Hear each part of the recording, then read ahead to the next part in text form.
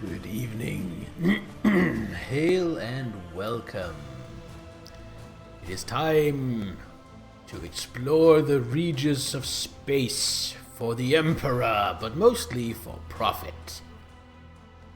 Fighter of action, chosen by Slanish and Korn respectively. Well, I might as well get mine in as well before we start.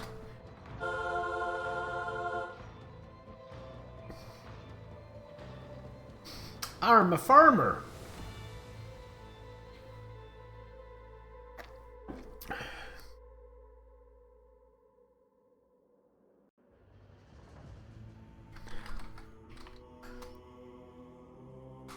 A level 3 brawler of Shantae. Interesting. Ooh, a level 2 dragoon. Dragoons are cool. Alright, continue.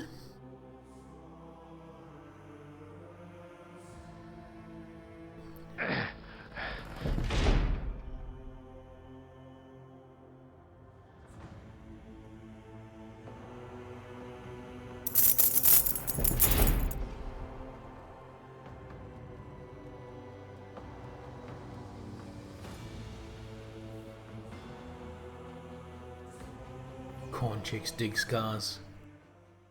I really think they do. I think you are absolutely correct in that. Alright.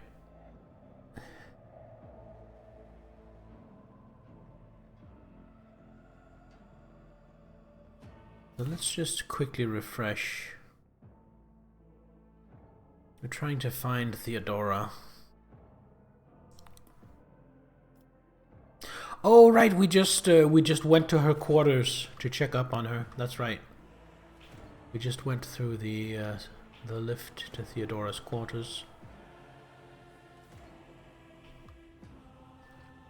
Well, the first thing I want to do, of course, is see if there's anything worth looting anywhere.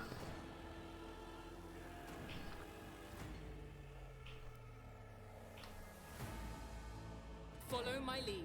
Is she still a bitch? She is still herself with her personality. She is a little abrasive. Okay, we have some dead guardsmen.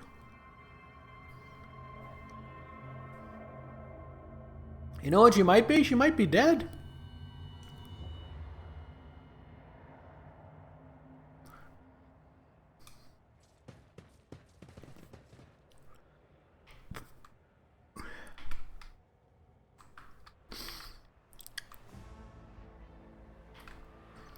It's about time.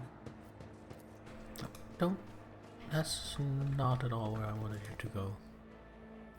So, fragment hung on a trophy bowl. The light smooth surface.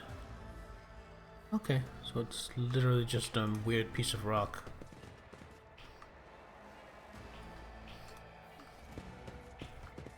What does this crewman have? Oh, a helmet! Requires a dogmatic follower. Helmet grants its wearer immunity to enemy criticals for the first 3 rounds of combat. Nice. Well, I'll take that, but I'm not sure I have any Actually, I probably do. Hold on. When the faithful She's dogmatic, right? heresy grows. Yeah, she is very dogmatic.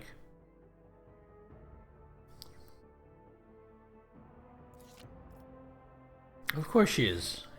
She is a sororitas. Of course she would be dogmatic. Purple orb? Wait, what purple orb? Oh, the one over here? No, wait.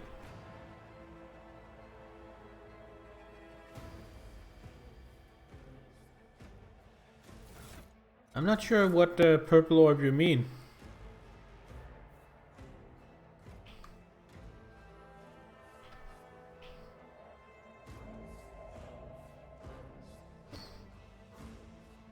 Was in the room I'm in.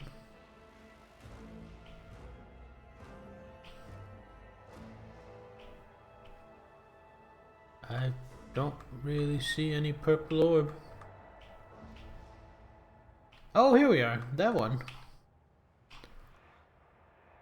I mean, doesn't that just look like a model of a planet?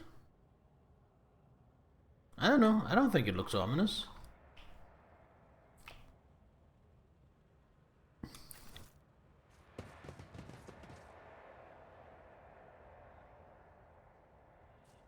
Lick it to be sure. Theodora's rosary. Ooh, I'll have that.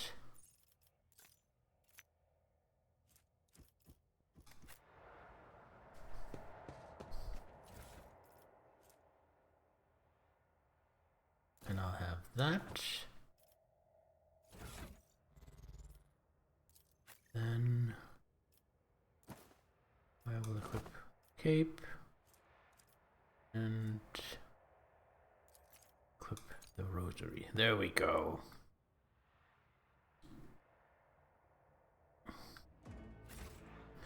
Alright, so now Doubt is for the weak. let's actually approach. Victory awaits. The murder scene looks... Thanks, camera. That's really great. Theodora von Valancia's body is sprawled on the large, blood-drenched desk.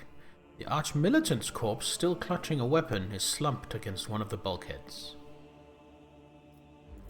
Emperor, accept thy faithful souls. Oh, my sound is a little low. Turn that up a bit.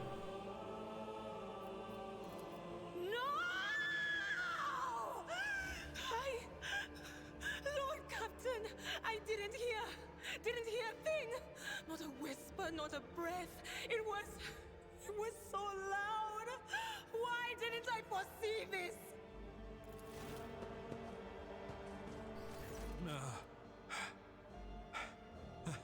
Lord Captain, who would even dare? Unless that rat, Voidsphere. How could Mort have failed her so terribly? The Arch-Militant was born on a death world. He had lightning-fast reflexes.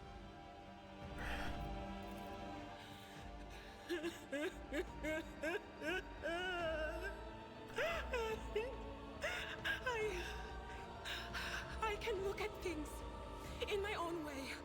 If you find something that might bear the imprint of the killer, just give it to me, and I'll try to see what secrets it holds. Alright, let's examine her body. You lean closer to the body. The cause of death is apparent. The rogue trader's life was ended by an auto-pistol shot, an extraordinarily accurate one at that. Theodora's face bears an expression of surprise, the last emotion she experienced in life. Something on the floor catches your eye. A heap of blood-spattered parchments and scrolls that must have fallen off the desk. As you lean down for a closer look, you notice something else. Small shards of glass scattered on the floor.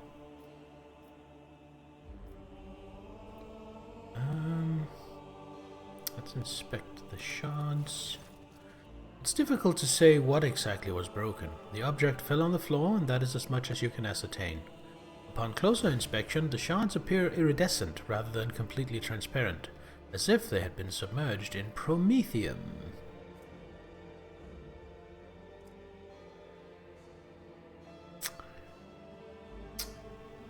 Idira, what do these shards tell you?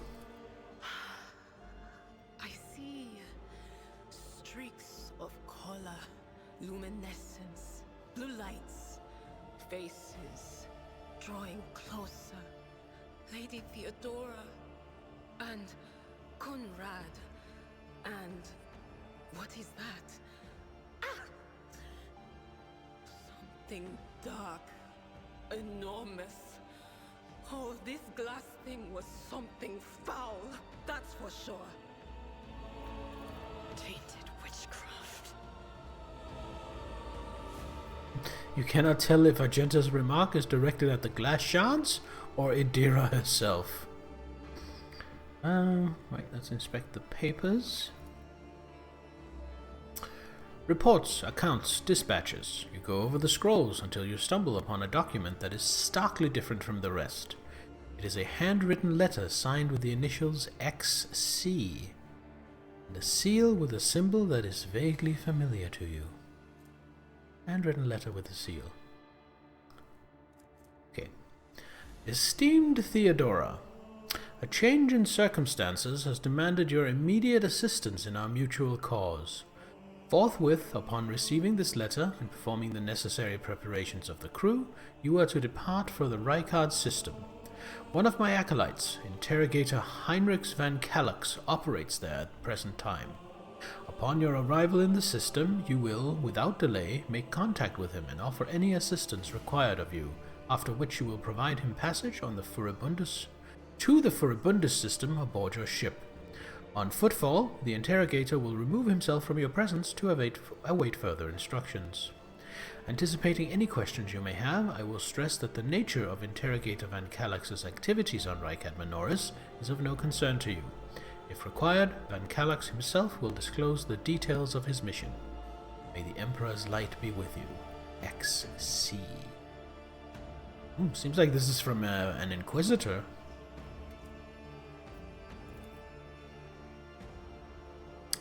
Succeeded my Law Imperium tests, sends a shiver down your spine.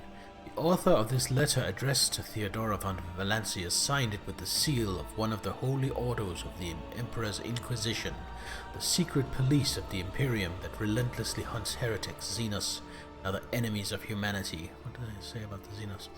The secret organization tasked with hunting down the myriad threats to the stability of the Imperium and all mankind. Yes. Idira, my deara, would you try touching Theodora? You might be able to see the killer through her eyes. It doesn't work like that. I can try to read the memories of objects, but dead bodies are a different story. Something like that would require her soul.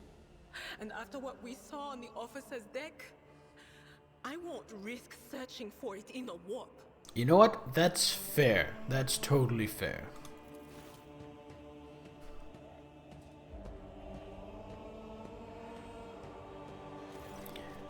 An auto-pistol shot went straight through Mort's forehead, spraying the floor and the furniture around with blood, brain matter, and shards of his skull. The safety on the Arch-Militant's weapon is off. The killer must have been a split second quicker than he. Right, we'd best be on our way. The crucible of battle calls to me once more. No, wait! We must see if we can find anything.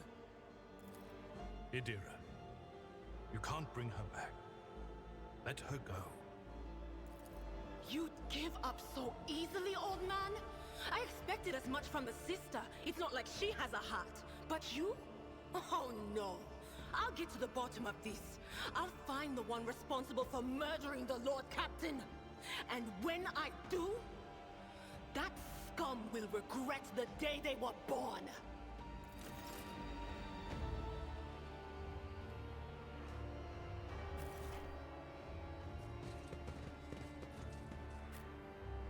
It's going Sith on me. I mean, it seems he was quite fond of Theodora.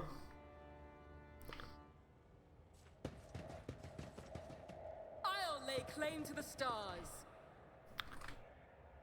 Let's see what's here. Oh. Oh shit. You are my next offering. The Emperor is with us. Let the blood flow. Combat servitor and a bunch of heretic cutthroats. Right. Abelard. And they start close.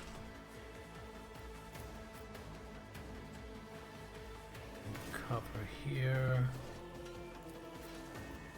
Put you in cover here.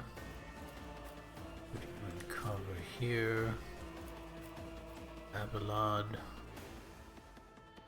Start you there, okay. Light and medium armor. Armor protects the character from incoming damage. Light and medium armor types are both available to you at the moment. The armor stat indicates what % of incoming damage from an enemy attack it can absorb. The type of armor also influences the chances that the characters will pass a dodge test. Higher the dodge penalty, lower the chance to dodge an enemy attack. A character in light armor dodges more often but takes more damage when hit. Medium armor absorbs more damage if the character is hit but reduces their mobility and ability to dodge attacks. You have obtained heavy armor. Unlike light and medium armor, heavy armor provides the ability to deflect damage. Deflection is a unique heavy armor stat that reduces damage taken by a flat amount.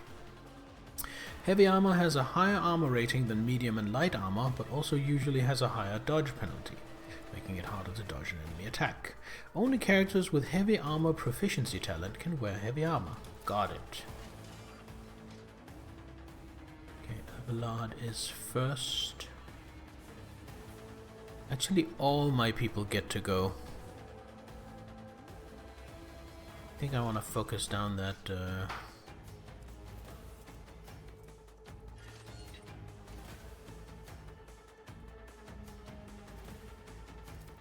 race do again, deflection. Okay, so I might spend, see, I have 4 action points. Oh, this is free. Okay, so At your beck and call.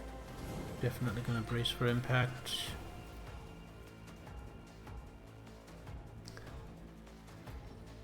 We're gonna endure. And then we're gonna charge this thing. And then we have 1 action point left, so we're just gonna do a regular attack. There we go. Turn. Moving on to Teophania.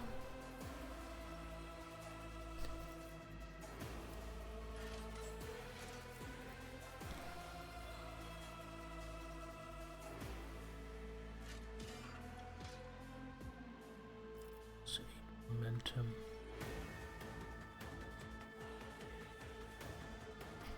I'm going to say, you serve me. Voice of command. Not a problem for me. And bring it down. Now you have 2 action points.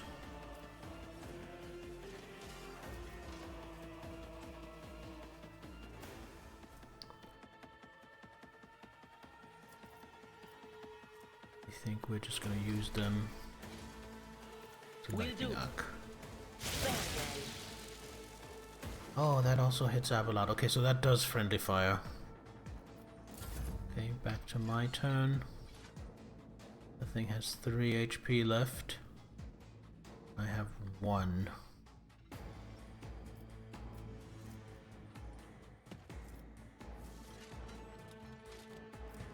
Damage. This has better range. Suits my plan. You didn't stand a There we chance. go. Enemy status. You'll encounter enemies with various abilities and features. An icon next to an enemy's portrait indicates they are under the influence of some kind of effect. Click right mouse button on the enemy effect's icon to see more details. Wish to learn more about an enemy, click right mouse button on their portrait. Okay. So this heretic cutthroat. Oh, that's just because it's 2 of them stacked, I guess. Doesn't seem like any of them are under any effects. Alright, Argenta. Move to here. Furious Recital. Don't need run and gun. Revel in Slaughter isn't triggered yet.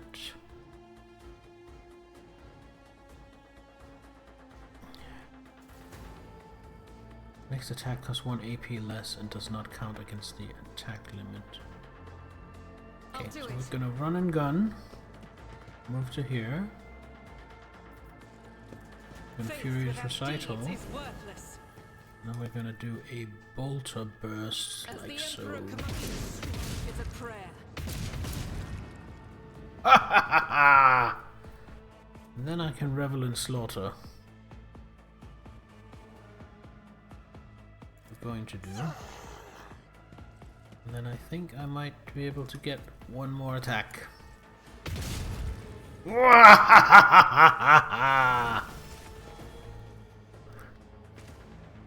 That went really well, and I leveled up.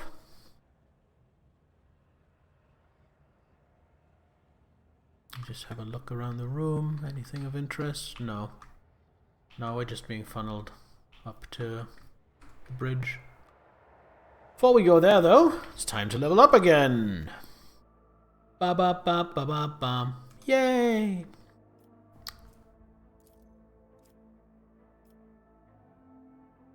How did I level up again? Do I just...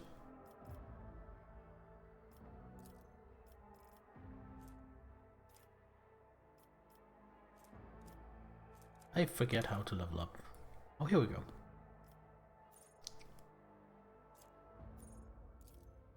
I get a talent, and I get Finest Hour. His special ability used as a heroic act or desperate measure, yes. Got it. But I also get to pick a talent. Maybe an ally uses heroic.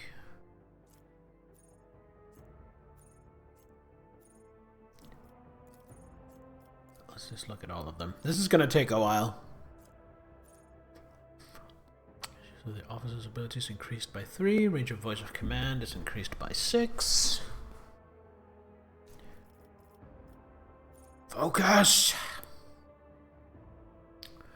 Whenever the officer uses an ability on an ally, the ally gains a bonus to their perception and ballistic skill equal to 4.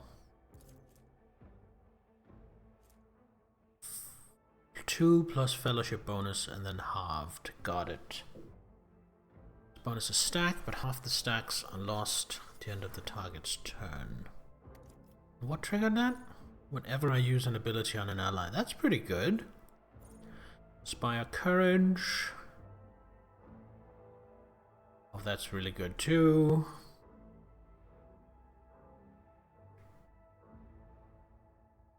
+1 Resolve. +3 Resolve to myself. Armor of Contempt.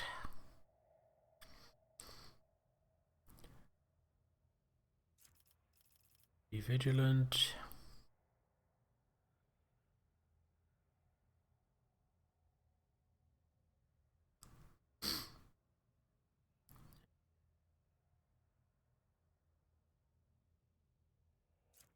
Decisive response. Ooh, that is also really good. Hey Zahel, welcome. We are just about to break for ads, and I'm gonna go use the bathroom, and then we're gonna continue trying to pick out a talent during the break, because there are a lot to go through.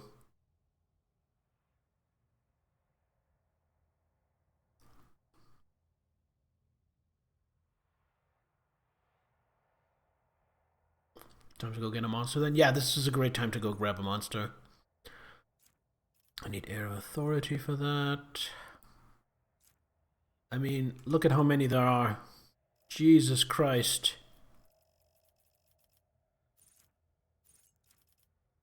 That required Air of Authority. Iron Discipline.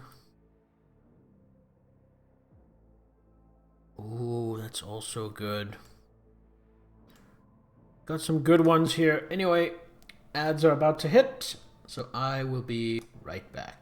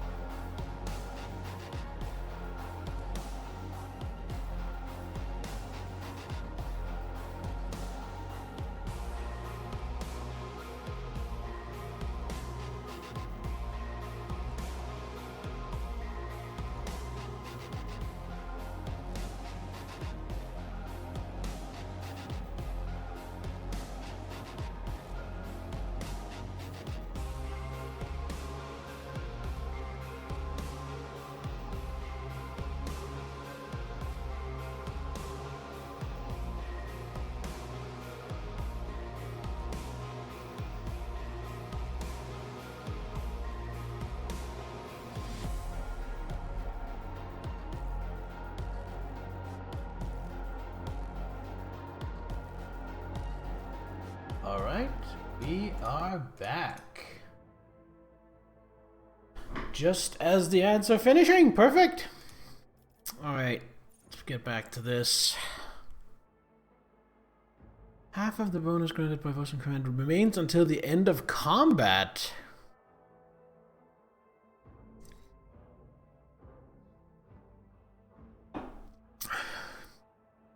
Wow, that one seems amazing.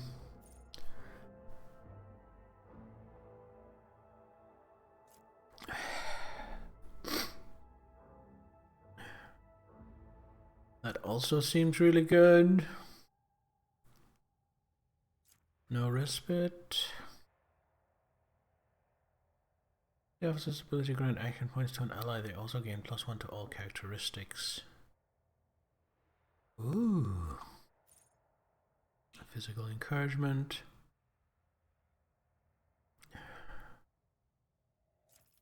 Seize the initiative. Nah. Undaunted.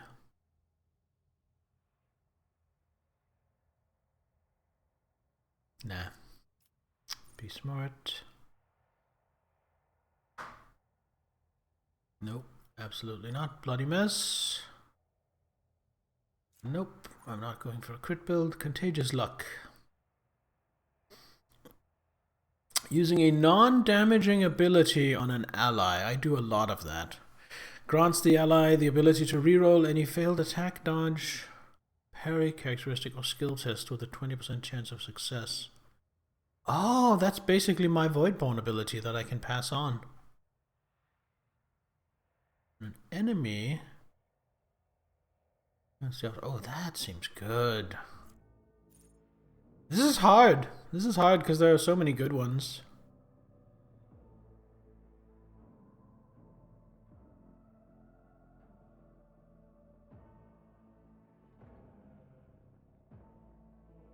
No, that seems bad. You do something.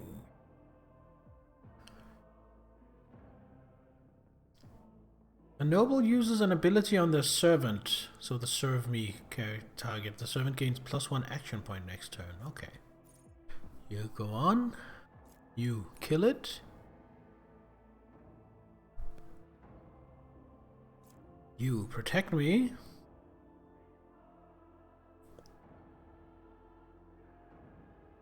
Nah, and you are next.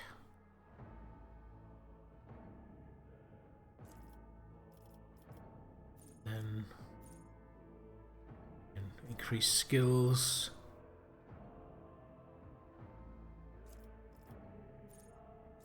Get proficiency in various weapons. What is my class? I am an officer. I have basically tried to go for as much of a passive leader as possible. I am Voidborn Nobility Officer, so I'm like, you, deal with them for me. Seize them! Can get +5 to a stat. What's Combat Master? No melee superiority bonus. What's that? Surrounded by more enemies. Ah, okay. Okay. Basically ganging up bonus. Offensive maneuver. Shield back, dual weapon combat, dueling mastery, durable nodding.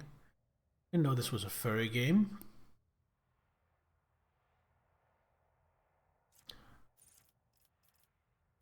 Flame weapon, grenadier. Oh, that seems really good though. Instant retribution. It will not die. Last weapon expert, liturgy of insulation.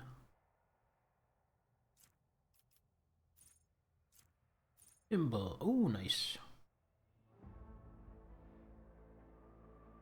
I do not like how it looks. Make it go away. Exactly, Zahel.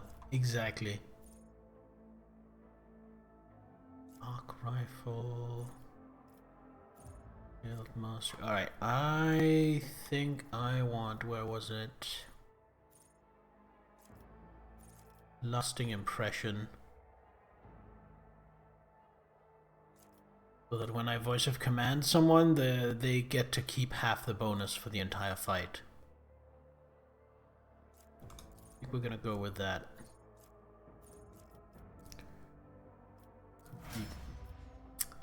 Here's the problem though. That was one of our characters.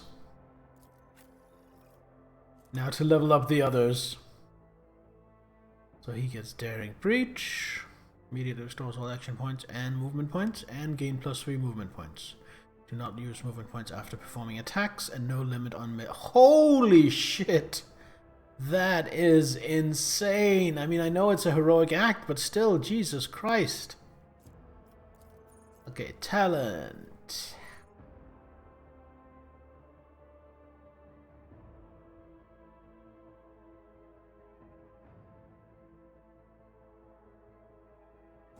Okay, that seems pretty good. Not so good.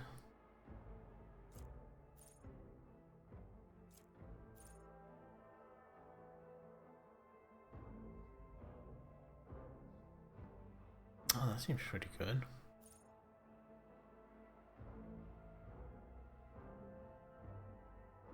Oh, thick skin. I really like thick skin.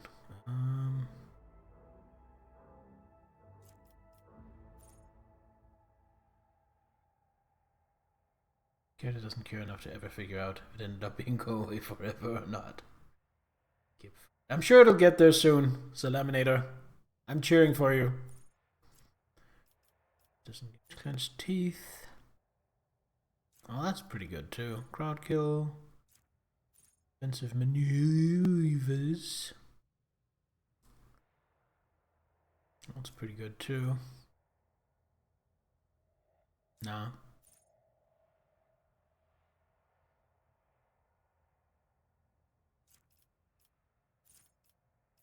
Field medic, he already has that.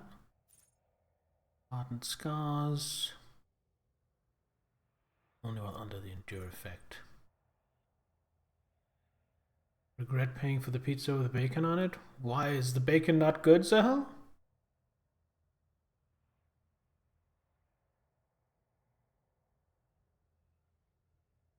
I feel like bacon on pizza is very hit or miss. Depends a lot on the pizza place. I love bacon, but I often don't get it on my pizza because I feel like most pizza places don't do it very well. Damage dealt by charge is increased. Ooh, if he charges far enough, he does a lot more damage. Deception's pretty good too.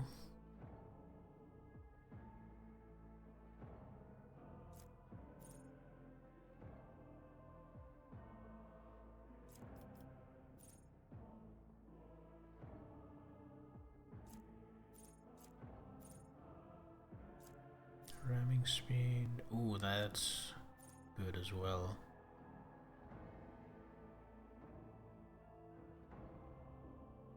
Charge and slash do not end the warrior's movement.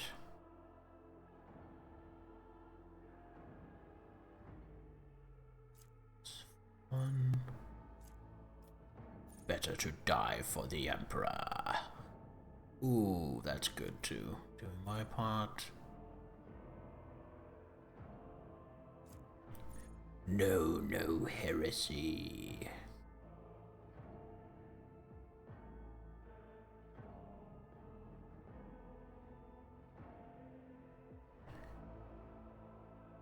Oh, that's fun. I like that. I'll check it out in just a moment, Zal.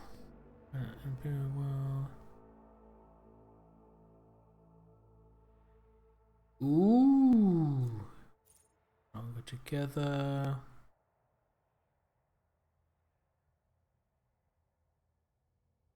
Nice.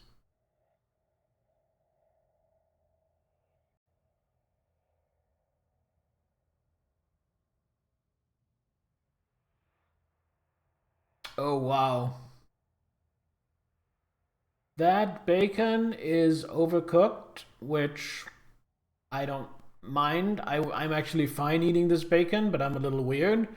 But there is like half, barely half the amount of bacon on that pizza as there should be. Yeah, they fucked that up. I understand why you regret paying for that, Sahel. That sucks. Evasive maneuvers. Lead combat training.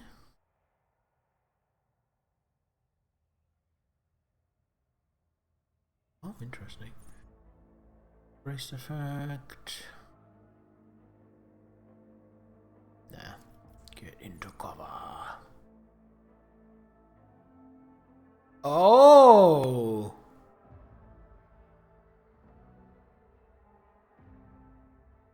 Oh, that seems good too.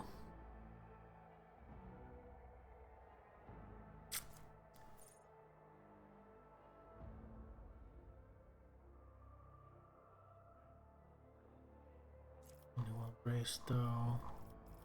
Then we have all these basic ones. Dueling mastery. 15 bonus to combat. Honestly, I might get combat master for this guy because he's probably gonna get surrounded a lot.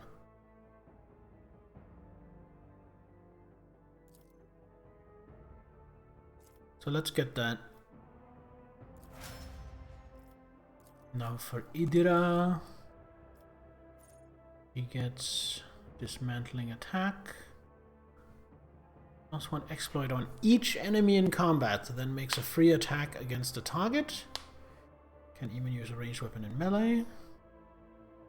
Attack always hits. Until the end of the combat, target of this attack has a minus 30 to all defensive stats. That is good.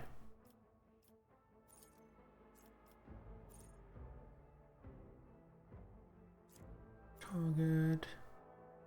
Ooh, expose weakness costs 0 AP. That is actually good. I want to get the Psycho ones though. Ooh. Actually, I might just get Edge of Fate.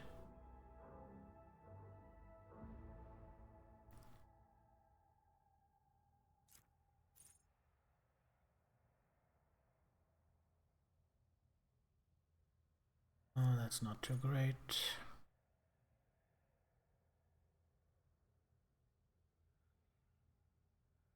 That's pretty good. Are these actual psychic powers?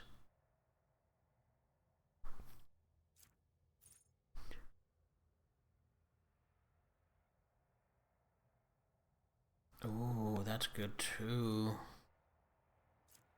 But you know what? I think I want to get Edge of Fate.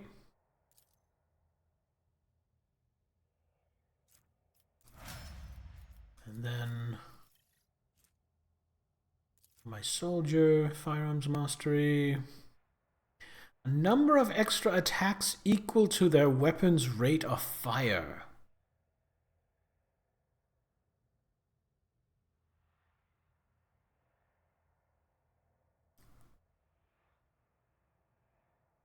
Automatic critical hit on their... oh god. And they reload their current weapon. Yeah, that is wild. We like it. We like it. Alright, let's see what we can get. For each adjacent ally, no. Cover efficiency is increased. Honestly, I might get that. Might get that too.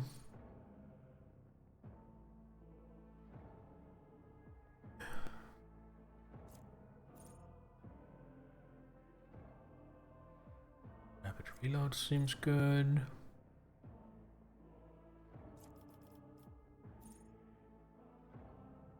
What's agility do? Improves character's initiative, dodge chance, and reaction.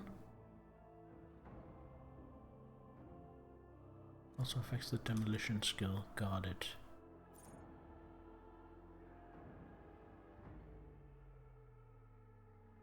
Ooh, unpredictable seems amazing. Combat Medicaid.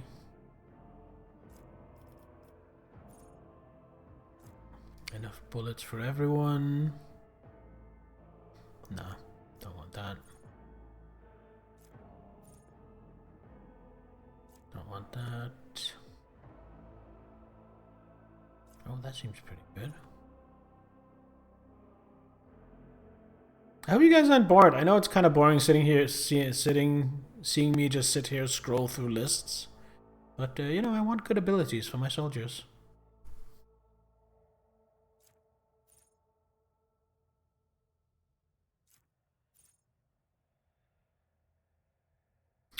Ooh, let's get Swift Slaughter. Just need me to keep yapping, then you're good. I will try. Right, talents, soldier, and slaughter, fieldmatic, dogmatic, votary, imperial world. Having a look at the talents of my people.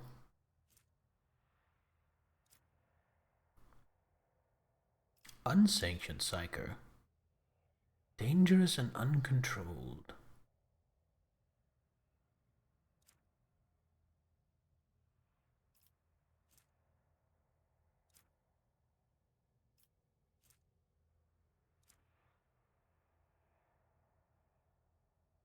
He has 60 willpower. Nice.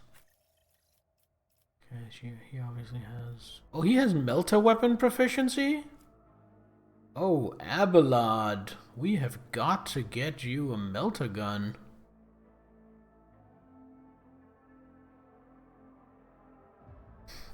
AFK in a few minutes to watch the PoE stream. Yeah, that's fair. That's fair.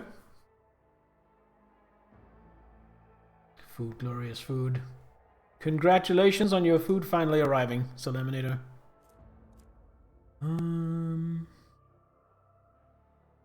Why does it not say chain weapon proficiency? He's using a chainsword. I guess maybe that's baked into the warrior class or something?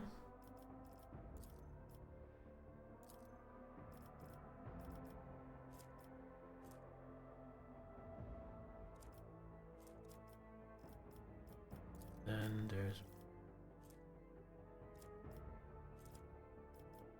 brilliance, importance.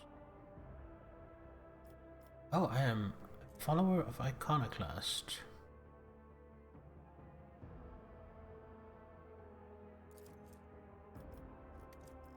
Above the thundering guns. The rogue trader and 2 random allies start combat with temporary wounds equal to their own resolve? From being Iconoclast? Holy shit, that seems amazing. Alright. Let us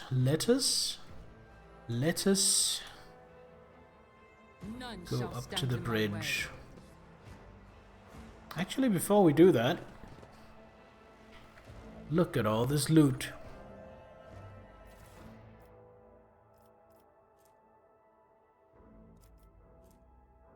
I'll take one chainsword, like so. So Abelard, using a chainsword, will give him a las gun as well. Las pistol as well. Now, do I want a las pistol instead of my stub revolver? No. No, the stub revolver seems significantly better. Alright. I am assuming she already has a las pistol.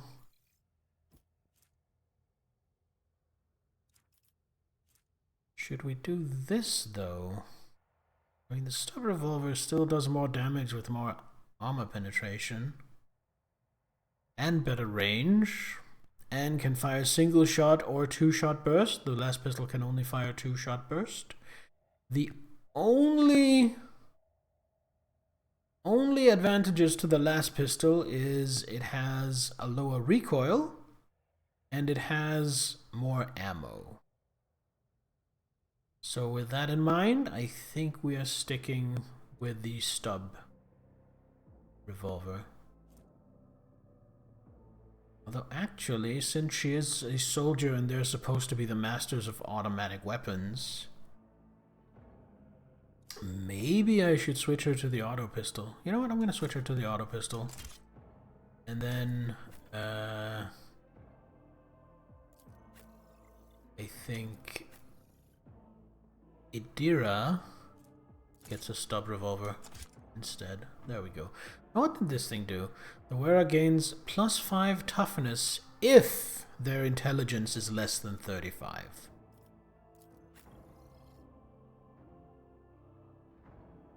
So we are definitely giving that to Abelard, who now has toughness 60, as behooves the tank of our party. So that was all the loot, right? Yeah, that was everything at once. Great. A new challenge for me. Now to the bridge.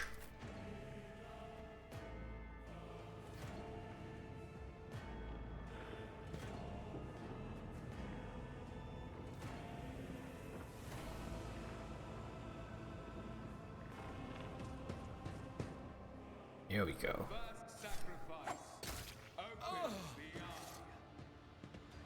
The second sacrifice draws its gaze.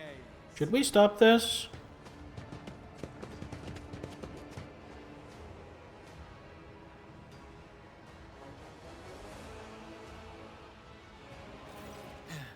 Help has arrived. Too late to change the tide, I'm afraid. But if there is any honor in you, we can at least die with dignity and give our lives for the rogue trader.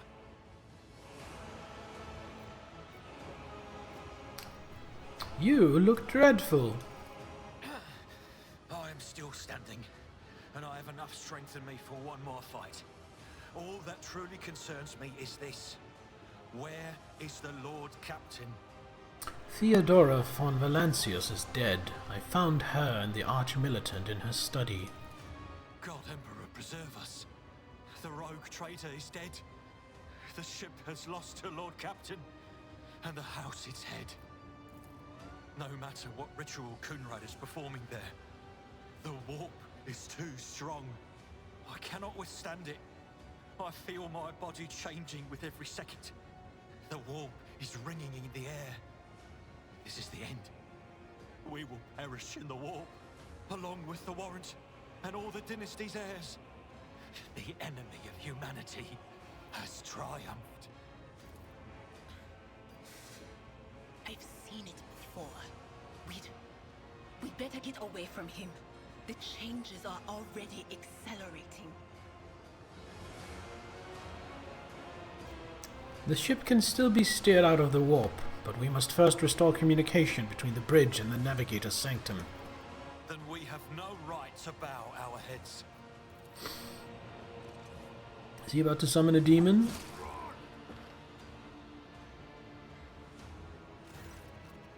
You can see Konrad Voitvir clearly in the gloom of the bridge. The broken blade he is holding is stained with dark drops that seem to have a pearlescent glimmer to them. We are out of time. Ethelthrad bites his knuckle, desperately thinking. You see a wave ripple across the whites of Ethelthrad's eyes, and they begin to turn a sickly yellow.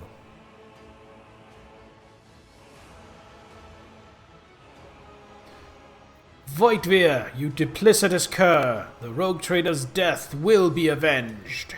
What? Theodora is dead? No, that can't be. Not now. I still haven't.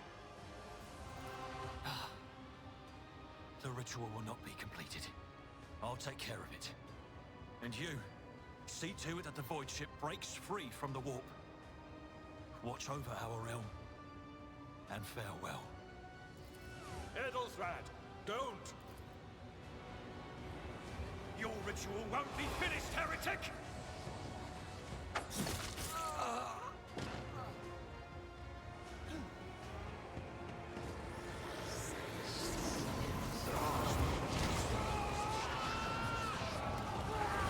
Well, that did not go Oh, turned into a chaos spawn.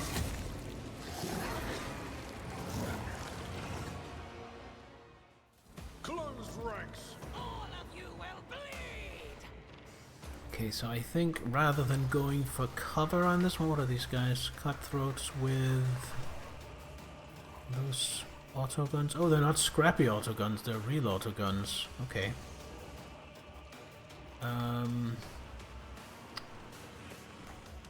I think I want to hang back.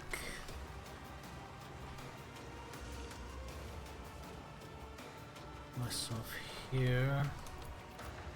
Put Abelard front and center. Put her here. Put her. Actually, put her here. Put her here.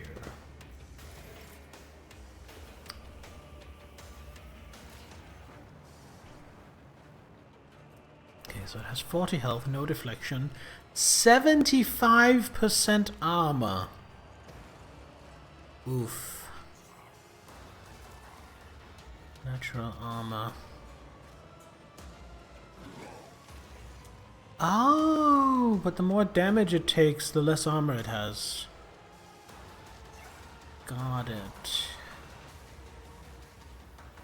Yeah, this thing is a problem. Okay, so I am going to say, serve me. All too easy. To Argenta. Voice of command. Suits my purposes. To Argenta.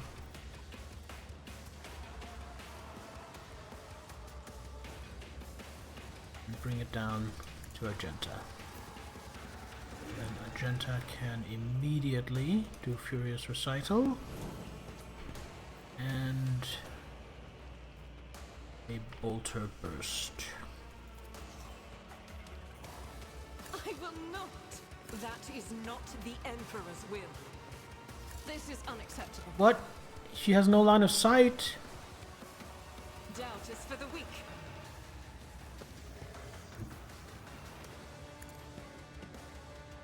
Well, then we reposition.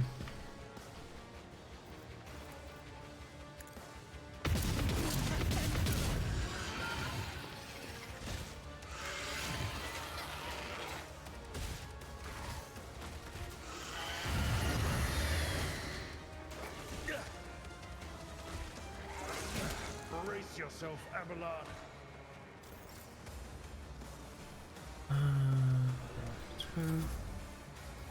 Now I simply do a single shot with my pistol. Already done.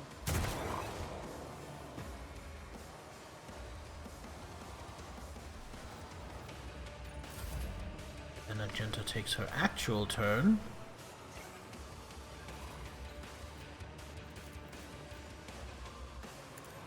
Can escape the Emperor's justice.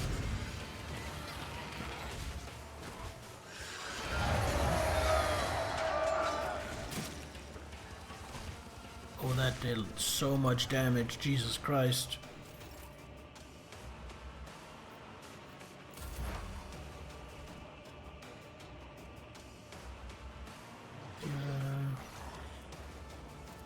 More warning on Avalon.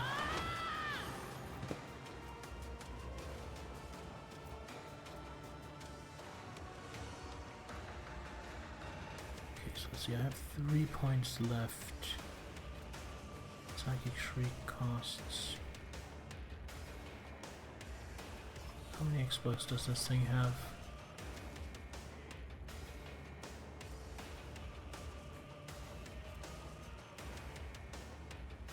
One, it seems. So let's do analyze enemies Wait, was that you? and then Or- Psychic Shriek.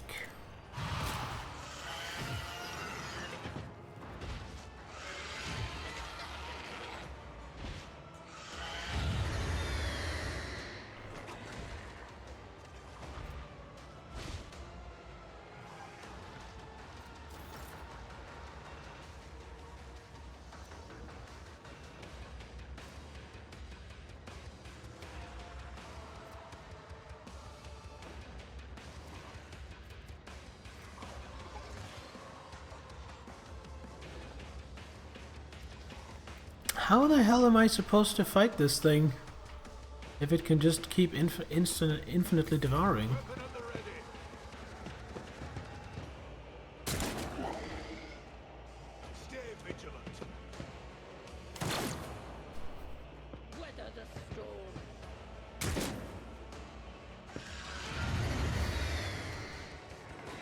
She did always want to be a martyr.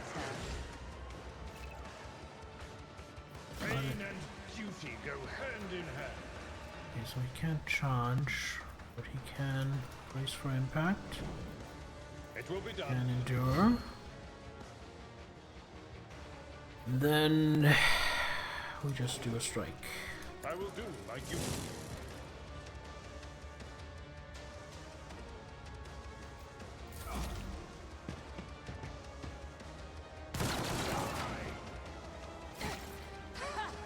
I'll live another day. Theophania still.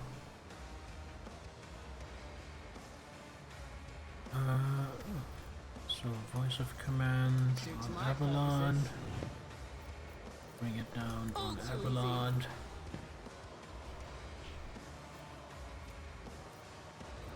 Same damage.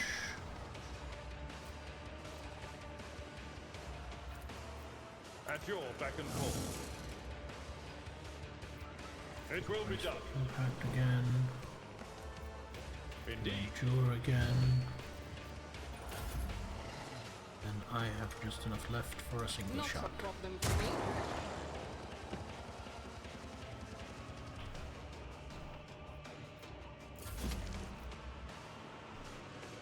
Dira, so how many exploits does this thing have now? Still only one. Oh, because I removed the exploits by hitting it. Right, okay. So what I really should do is kind of hold off and build up exploits on it. Most weakness.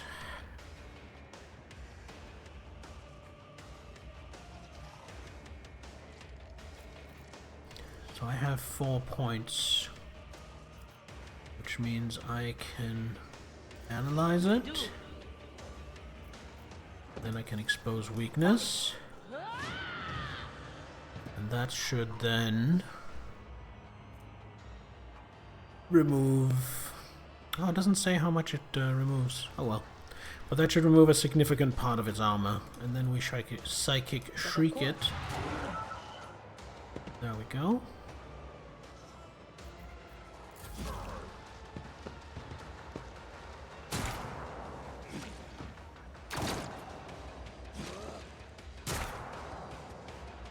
Good job, you guys are really helping. What is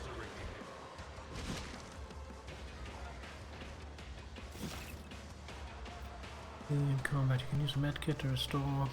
Right.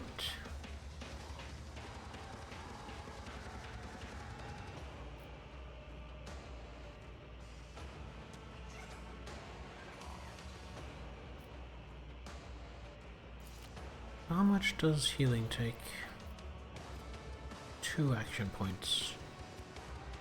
Right, so At your beck and call. Jor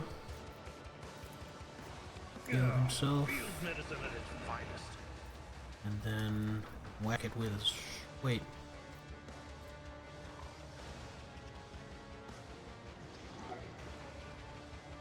Save. You know what? Let's brace for I will impact do my again, duty. and then whack it with a Victory sword. is imminent. Oh, it parried! How dare it! My faith strengthens me.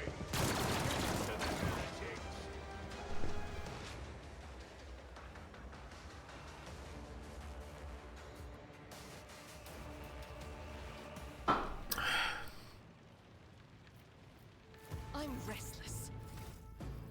Toshino has a crippled leg. Can be removed and fully healed on the Void Ship's bridge. Got it.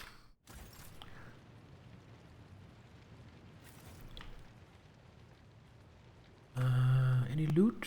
Yes. We have here Blade Sean.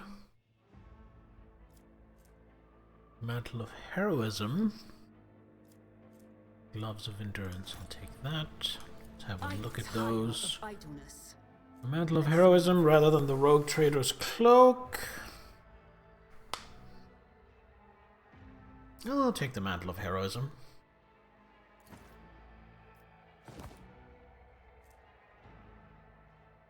Rogue Trader's Cloak can maybe be sold. Blade Shard.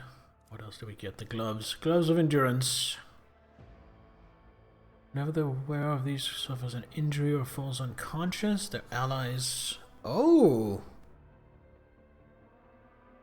Let's put those on Abelard. There we go. It's about time. Any more loot around? No.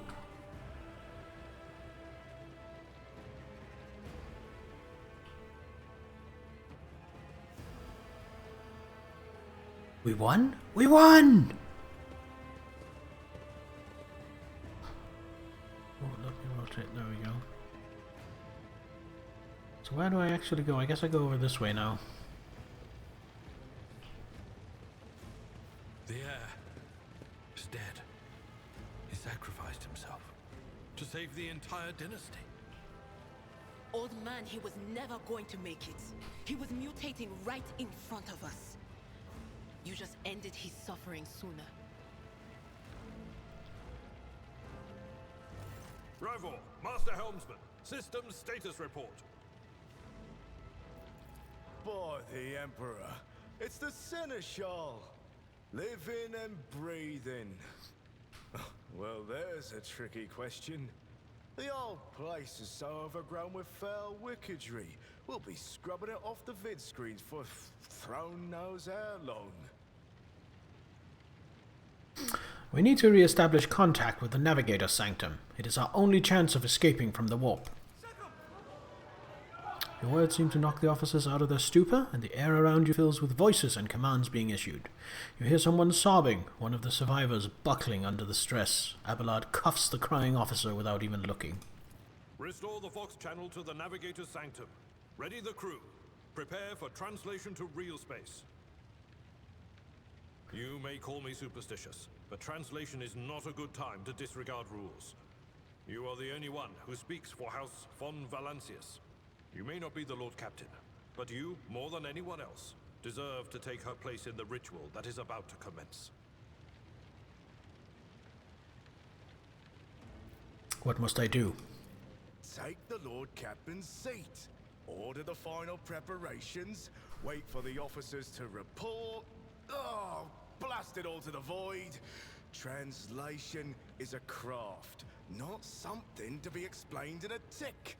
Just go up to the throne, mistress. These people are about to do the impossible. The least they deserve is the solace of seeing a figure sitting in the usual spot. And please hurry. Every second we waste is a terrible risk. I am ready. Begin the ritual.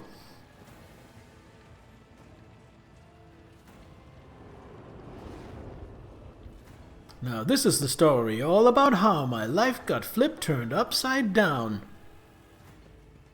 Listen on in, just sit right there and let me tell you the story about how I became a rogue trader. The image before you is hazy, swaying in sorcerous currents invisible to mortal eyes, as if whatever is beneath this thin shell is constantly changing while still remaining the same. It has taken the guise of Theodora, but the false rogue trader's eyes reveal the entity's true surreal nature. One of Theodora's eyes is engulfed in otherworldly fire. The other, a vessel of ancient evil, bores into you. A voice seeps directly into your brain without ever reaching your ears, and this voice booms with all the horrors of the warp. Who are you to oppose destiny itself for the sake of lives that are not your own? So many threads stretch between you and other creatures of your world. Pitiful, worthless links, ready to shatter at the slightest touch. A muddled, erratic, pointless tangle. It resonates and merges with the voices that have already dug their foul roots into your consciousness. A moment later, you realize that all these voices are the myriad manifestations of the same call that has finally invaded your mind.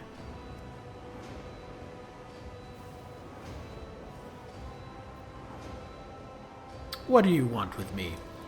The aspiring vowed to return with a trophy, a relic that could serve the edge of daybreak. That fate was assured, and the steps chosen. And yet, you broke the unbreakable when you took the aspirement's place. I see you.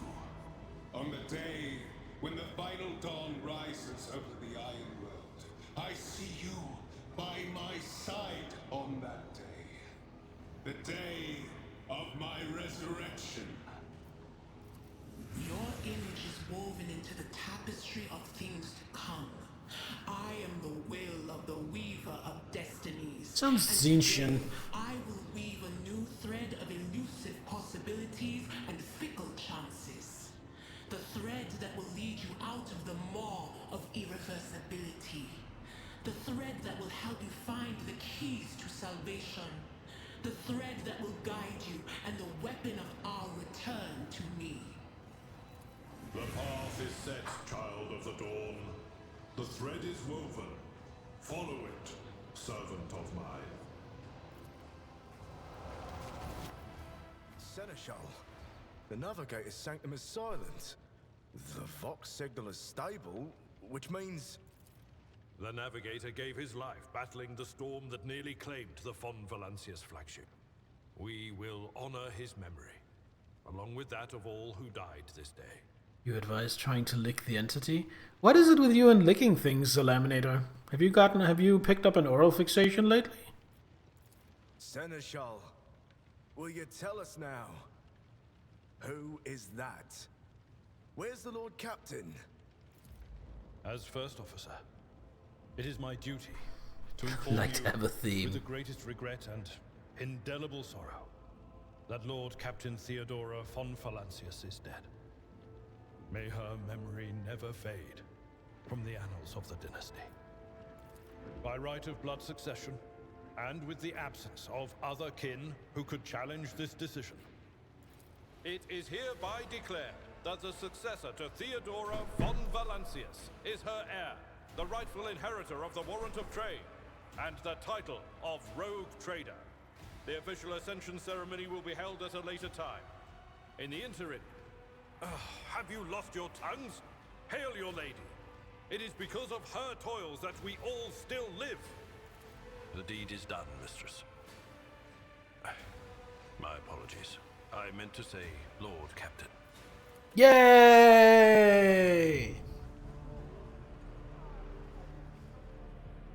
The treachery of the Master of Whispers was fruitless, but victory came at a great cost.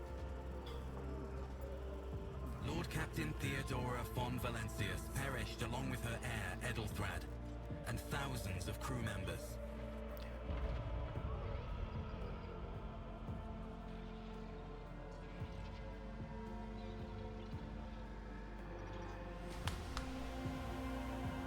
Yet hope remained, for the second in line to the Rogue Trader dynasty survived, and through the strength of her resolve, saved those who were counting on her for protection.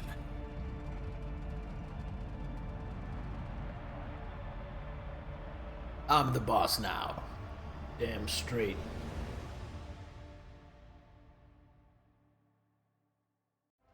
Look at me. Look at me. I am the captain now.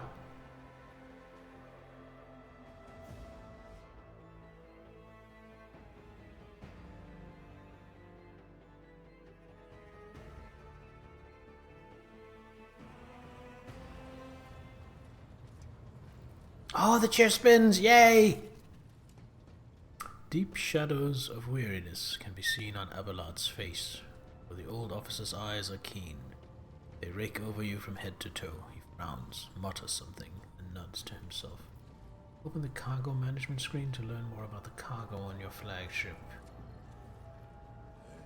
Oh, amount and types of percentage of cargo being filled up. On the cargo tab, you can see details about the items packed. You need to use an item that's already packed, move it back to your inventory. Cargo is needed when trading with merchants. Got it. You cannot help but notice that the seneschal does not know how to talk to you or where to begin.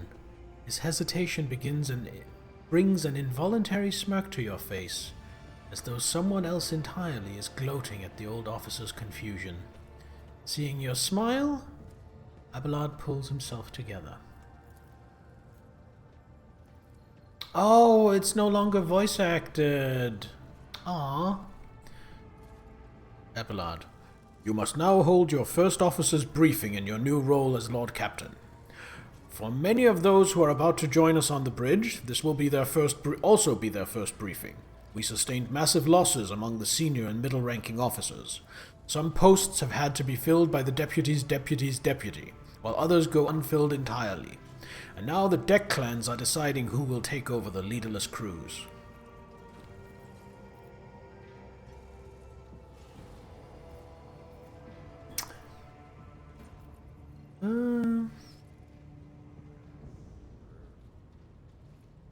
I do not wish to be the rogue trader. I will never say that. I do wish to be the rogue trader. Give me the power!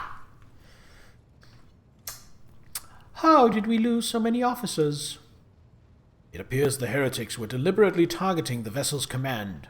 They knew exactly whom they were looking for and where they could be found. Which is unsurprising, given that their informant on board was our own master of whispers. Very well. Have you succeeded in tracking down Voitvir? No, Lord Captain.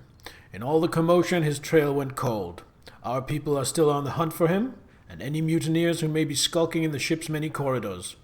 But frankly, I would not be surprised to hear that we are now one shuttle short. I am afraid that it will be some time before he answers for what he has wrought. And what is on the agenda for this meeting? Reports on the condition of the ship and crew. The Lord Captain is not usually drawn away from her important affairs to attend such routine briefings, but this is a unique situation. I am still receiving updates from across the ship, and they are not encouraging. Getting this bird to fly could take a gargantuan effort, even so far as you personally negotiating with the authorities of the system we're currently in. So prepare to hear a bevy of complaints and excuses, your ladyship. Take this opportunity to get a good look at the officers who work 6 decks away from the bridge, and they, in return, will have the honor of beholding the visage of their Lord Captain. I am ready to start the briefing. Summon the officers. With a gesture, Abelard relays the order to the adjutants at the far end of the magnificent chamber. Oh, we have a tech priest! Interesting. 12 pairs of eyes bore into you, the expressions revealing restraint, joy, curiosity, and wariness. Attention, officers! You have been granted an honor. Lord Captain Theophania von Valancius will personally conduct today's briefing. Our most gracious Lord Captain is ready to hear your reports. Perhaps you would introduce those present, Abelard. As you wish, your ladyship. Abelard points to a tall, slender woman whose body seems to contain as many implants as it does flesh. Vigdis Suri Otter of the Ptolemon line, our new Voxmaster. Voxmaster Vigdis. It is an honor to serve your ladyship, the Voxmaster offers a deep bow. Aboard this vessel, you have at your command thousands of crew members and hundreds of officers and section chiefs. I am responsible for receiving, processing, and sending all communications between you and them, as well as external sources. I am your eyes and mouth, Lord Captain. Beside her is Ravor, the master helmsman. He steers our ship along the course set by the Lord Captain and monitors the void around us to ensure that we do not stray into an asteroid field or a pirate trap. The bearded man with pale, almost transparent skin, large dark circles under his eyes, and a dour expression that seems hardwired into his face gives a sullen nod. Hey, Lord Captain. This here ship's as good as home to me, so rest assured she's in safe hands. I'll die before I let her come to any grief. Sporadic voice acting. Sadly, a lot seems unvoiced, but there are loads of speech, so I understand why. Yeah, it's fair. I wish it was fully voice acted, but it's fair enough that it isn't. Really like those little lore links when you can get some info. Yes, I love that too. I feel like a lot of games have been doing that recently, and I really hope it's a trend that becomes just the standard way of doing things. Like, it was also super helpful when I played through the campaign of Battletech, because at that point I knew very little about the universe. And I think I've played a couple of other games where they did it, and I really like it. I really like it. I want every game to do it. Because also, it's such an unobtrusive way, because if you don't want to read it, just don't mouse over it. It's brilliant. And lastly, our High Factotum, Janice Danrock, who oversees supplies, procurement, and the general material well-being of the ship. Dressed in an embroidered jacket, the heavy-set man with oiled hair offers an obsequious smile and bows. Oh, look at him. Oh, he's so slimy. I love him. It is an honor, your ladyship. You may trust me with all matters concerning your comfort. Everything will be done to the highest standard. Like it way better than when you dumb it down and make characters speak about it. Yeah, exactly. That's kind of obtrusive. That gets in the way.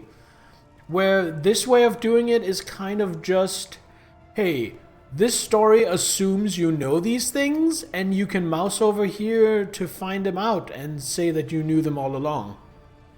I actually think the first game I saw it in actually was, what's it called? Oh, I don't remember the title of it now. There's a game where you play, it's an RPG where you play as, like the emissary of this godlike being who's conquering the world with his evil empire.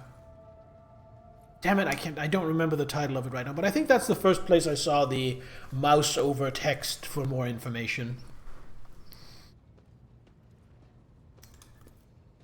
In the second row, we have the 3 officers charged with overseeing the ship's vital functions.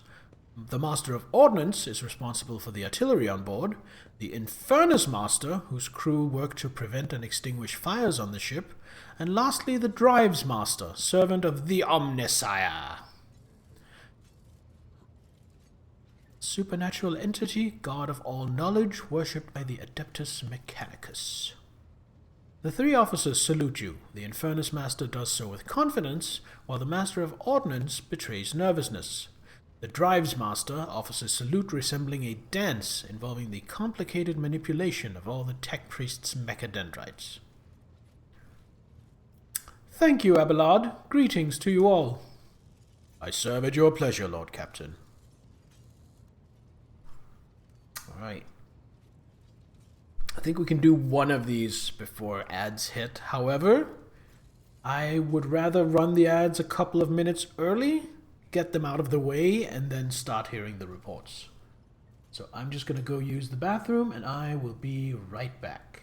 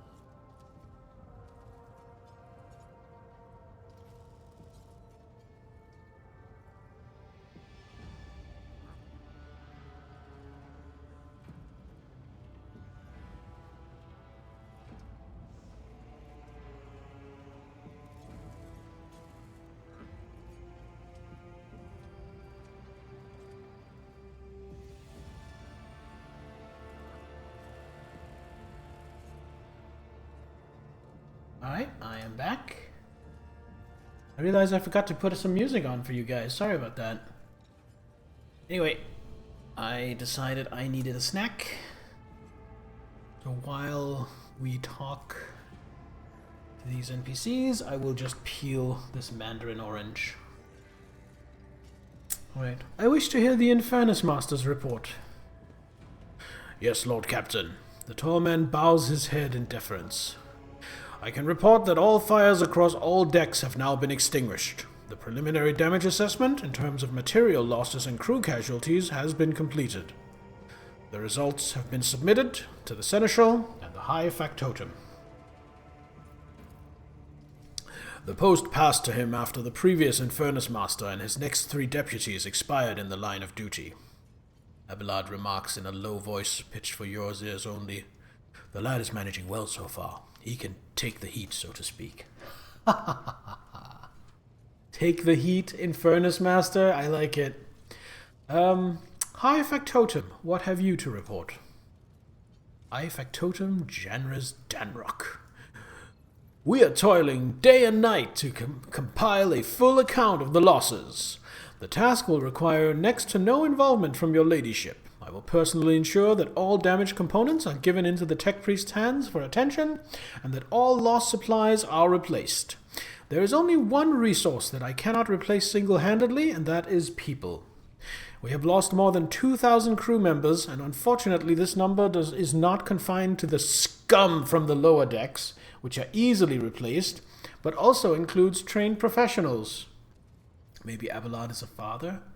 He does have kind of a fatherly vibe to him. You're right. We will be able to make up our losses on the nearest planet, Rykard Minoris. However, the planet, the whole system in fact, belongs to the Winterscale Rogue Trader dynasty. We cannot simply begin recruiting on the planet without first coming to an understanding with the governor. In that respect, I am powerless. Negotiations at this level are a matter for the Rogue Trader.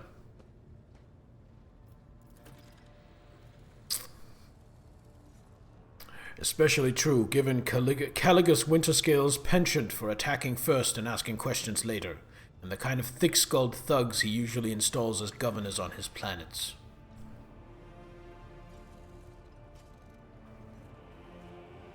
Yum. Drives, Master, I will hear from you now. A voice distorted by a Vox retranslator emerges from under the tech priest's scarlet hood. Lord Captain, the foes that set upon this noble void ship destroyed the repositories of hundreds of machine spirits. The great warp engines entrusted into my charge is unharmed, thank the Omnissiah, but its spirit mourns its dead brethren. We have not yet identified a prayer protocol capable of assuaging its sorrow and anger.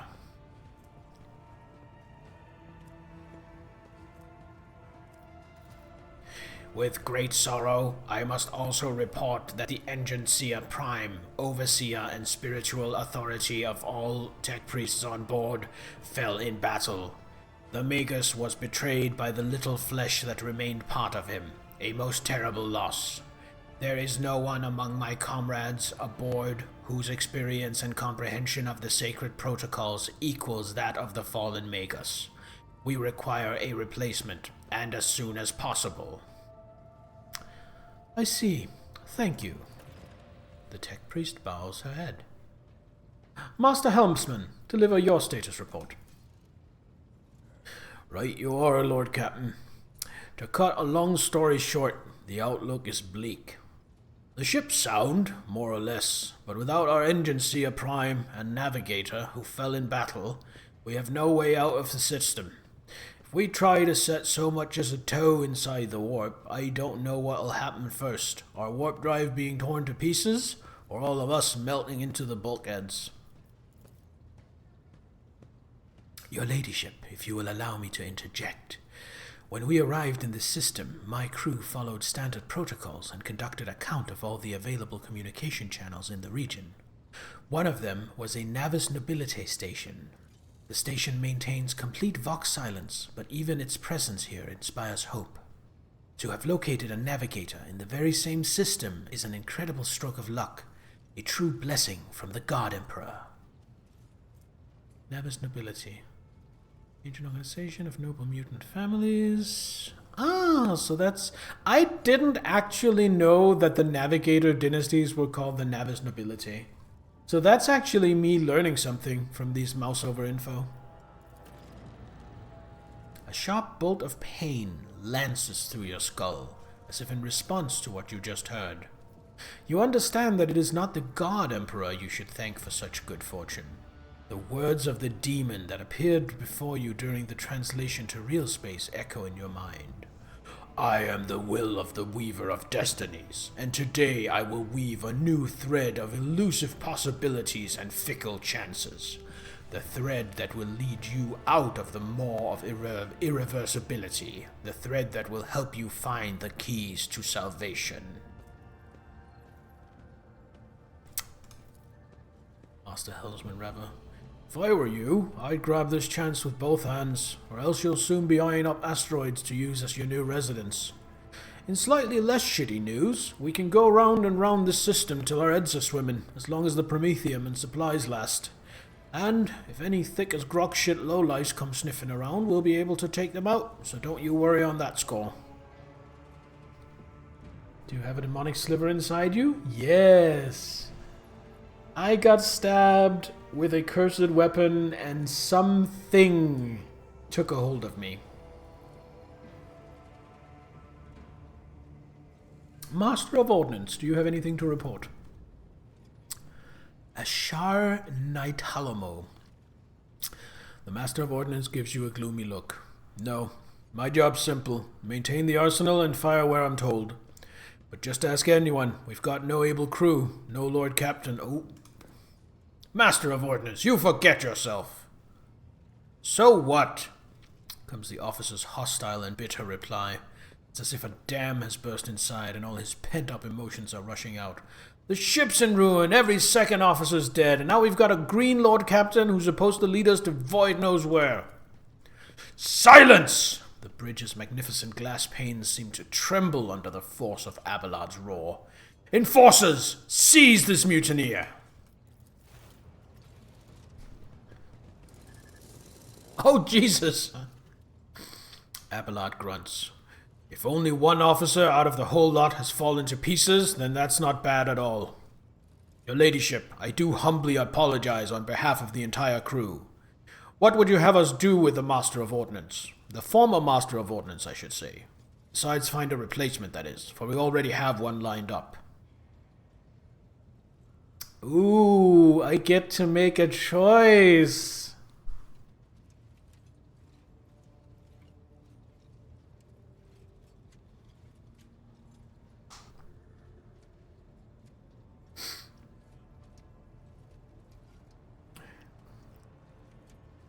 This is hard.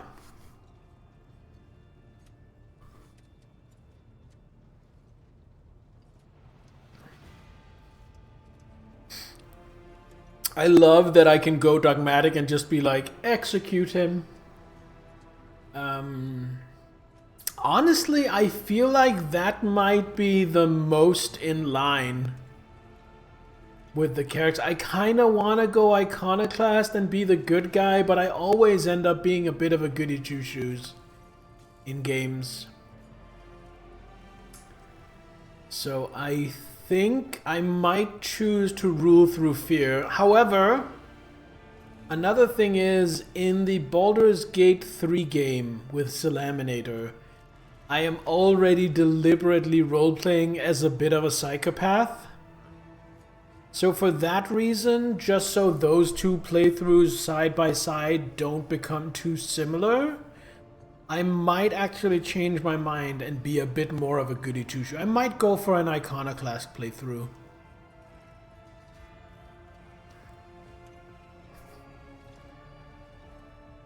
So yeah, I'm gonna be still noble and arrogant, but I'm ultimately going to be a goody two-shoes, I think. A bit further than you, there are several hard choices. Good.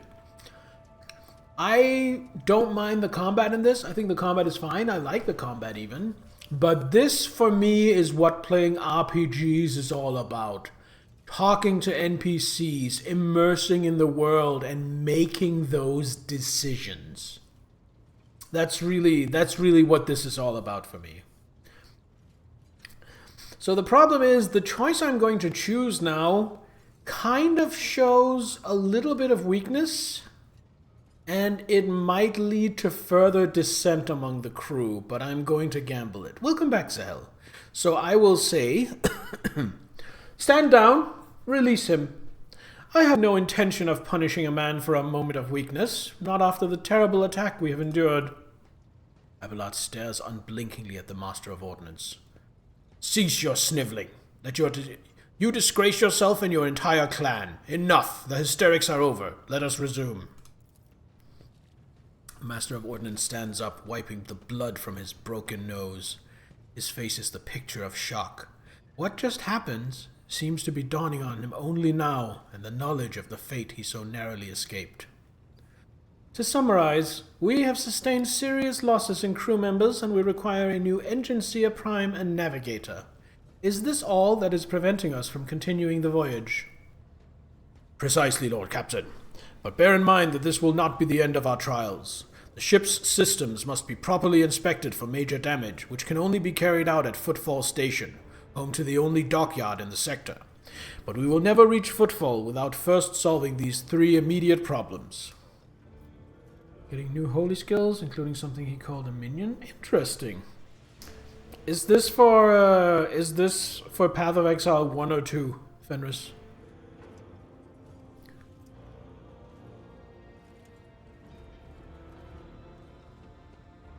For 1, okay.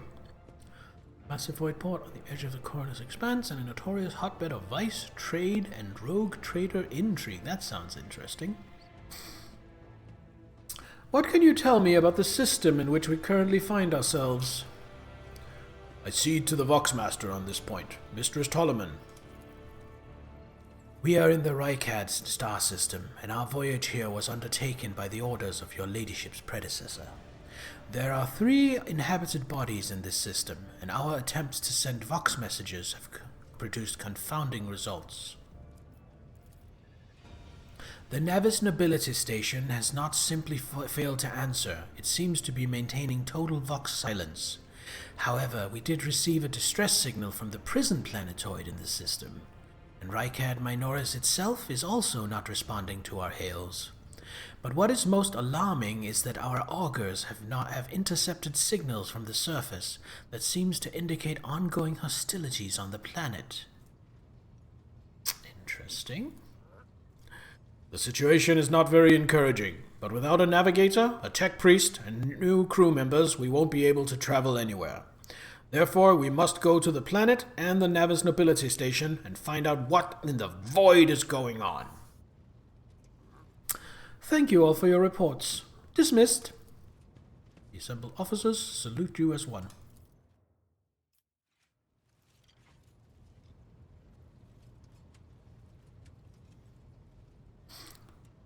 Your ladyship, there is one other thing, a confidential matter of the utmost importance. Lady Theodora, your eternally esteemed predecessor, brought the ship here to this system for a reason. She was given a secret commission. You perhaps are wondering who has the authority to commission a rogue trader to do anything. And I shall tell you, the Lord Inquisitor, the hand of the Emperor, the chief architect of his will in the Coronus Expanse. Hope it's not spawning, as I'm not sure. I get the feeling there may be consequences of which situations you attend to first. Oh, that makes sense. Different outcomes in small ways in the intro you just finished.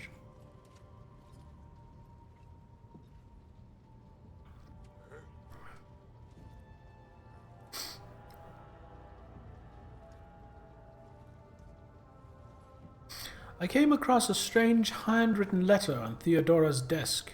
It was signed XC. You are referring to the contents of that note, I presume?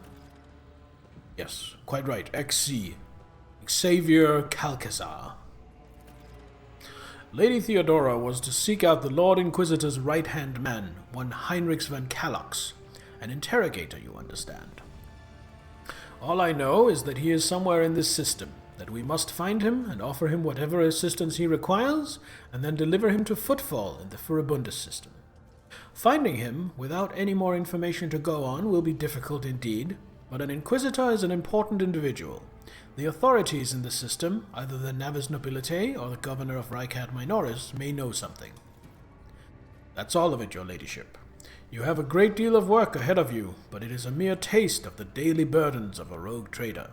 Soon you must take up the reins of the Von Valencia's protectorate. Abelard gives you another scrutinizing look, as if trying to gauge how long you will hold out under this mountain of problems. His face softens slightly. It seems he is about to offer some words of encouragement. But then...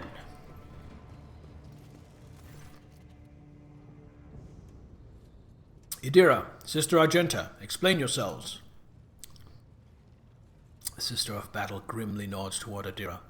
The Psyker is suffering some ailment or dark madness.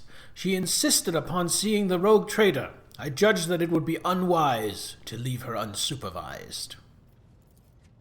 For a brief moment, Sister Argenta's voice sounds hesitant. I was also hoping to approach you with a personal request, but that can wait. Speak with me when you have time, rogue trader. Idira's glazed eyes rove over those assembled. One word burst from her lips.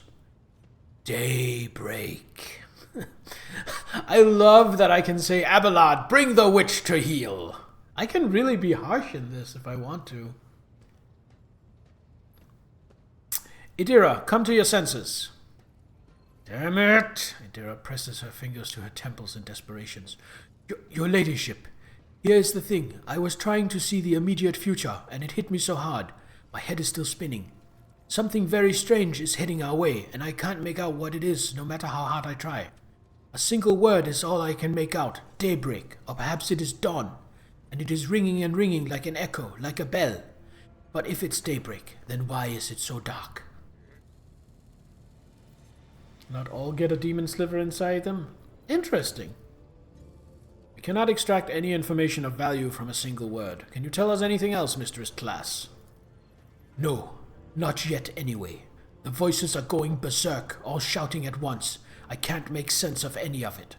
As soon as I know or sense anything, I'll report it, all right?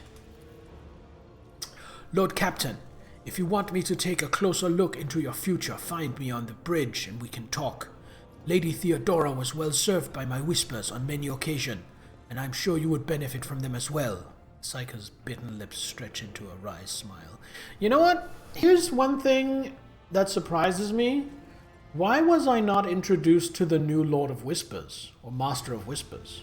Surely we have to appoint a new Master of Whispers after Conrad Voigtwehr turned traitor.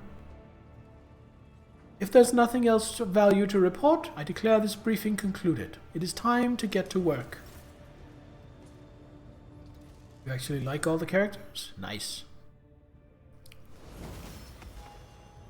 Oh, I leveled up! Use the system map in the center of the bridge to issue orders to the crew.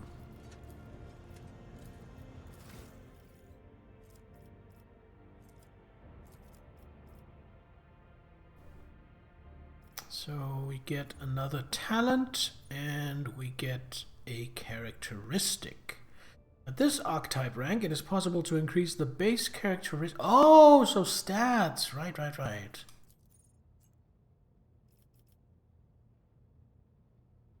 So where am I at? I am at 45 fellowship, 40 willpower.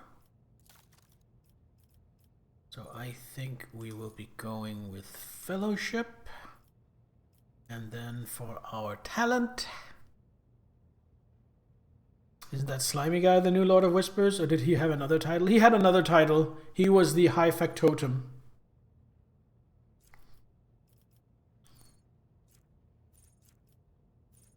Bloody mess. Contagious luck. You do something.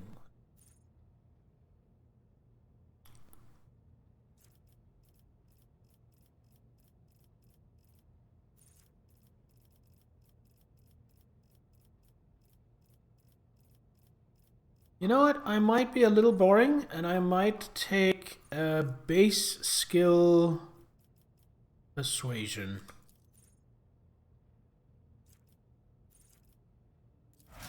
There we go. So that puts my persuasion at 77. I like that. Alright, Abelard.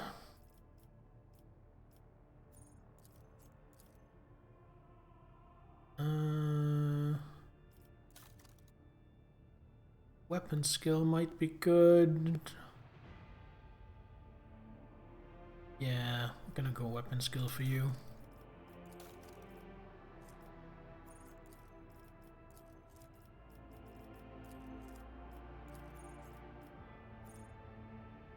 Maybe a lot of whispers is not a customary thing for a rogue trader. Could be, or maybe, and this is what I'm kind of thinking, maybe the Master of Whispers is secret, and therefore not someone I'm getting introduced to in public on the bridge in front of everyone else. That's what makes the most sense to me.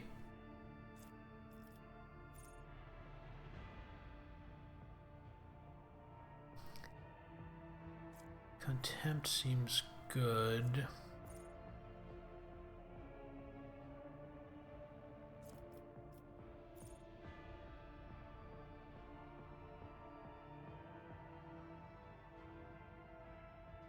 Let's get Epicenter of Slaughter, and then get weapon skill. Idira? Idira? What does perception do again?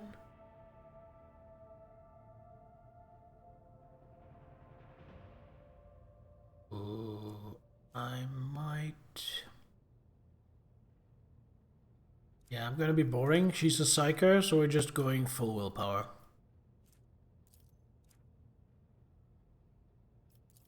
And then for a talent...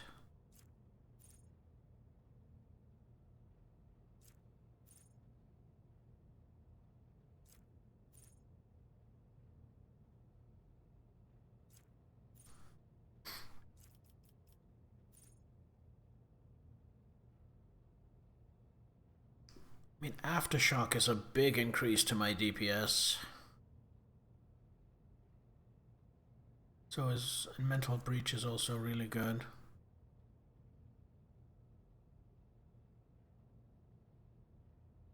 So is Mind Siege. These are all really good.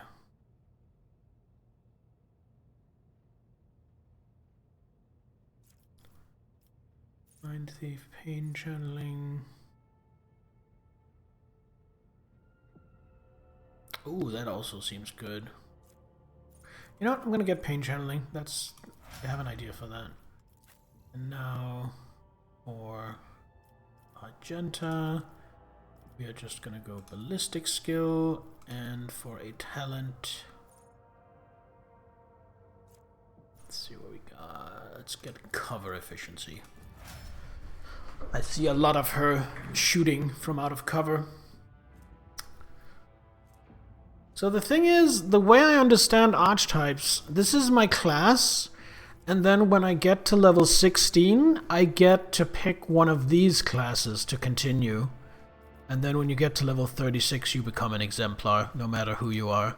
So what's available to me? Vanguard, an unstoppable force on the front lines and a beacon for their allies. Even when facing extremely heavy fire, a Vanguard only grows stronger in the crucible of battle. No. Master Tactician. Always in the thick of battle, using their leadership and combat prowess, Master Tacticians are able to harness the momentum of their party to enhance the combat effectiveness of their allies and themselves. Core focus, scaling with party success, long-term single target buffs, momentum, versatility.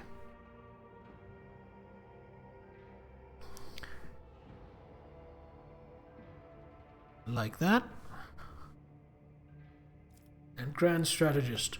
A master of battlefield positioning for themselves and their allies, the Grand Strategist is able to increase the battle effectiveness of their party by designating and strengthening important parts of the battlefield. Battlefield control, ally buffs, unique utility. Okay, let's have a look at the keystone features here. Press the advantage. Next attack to deal 4% additional damage for every stack of tactical advantage. Spending half their stacks.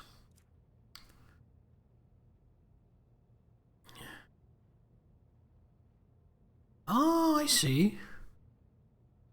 Okay. We have ultimate abilities. Persuasion and Medicaid. That actually seems good. Selects a 3x3 zone. All allies that has line of sight to an enemy inside make an immediate attack. Yo!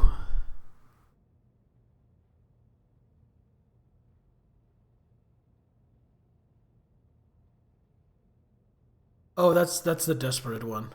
There we go. Oh, that seems good. Okay, Master Tactician seems fun.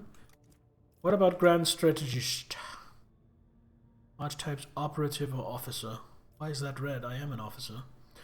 Master of... Yes. So, key features, combat tactics.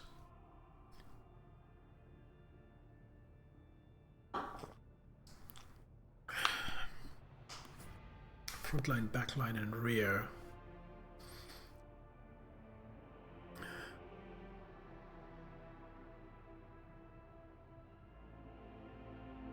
Okay. So I can assign a frontline, a backline, and a rear to the battlefield. And then I guess I get abilities that interact with that. Take and hold. Heroic act. Chooses one area. Every ally inside that area except myself gains an extra turn with 2 AP and 2 MP at the start of my next turn. For every enemy that was killed in the selected area, this AP increased by +1, MP by +2. I think I'm leaning mostly towards the Master Tactician, honestly.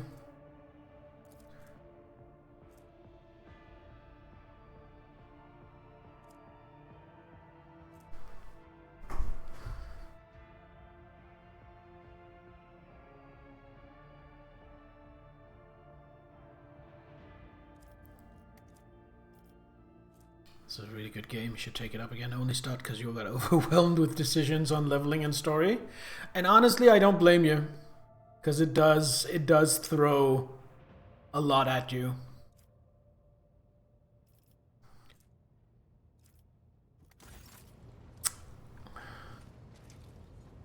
Alright.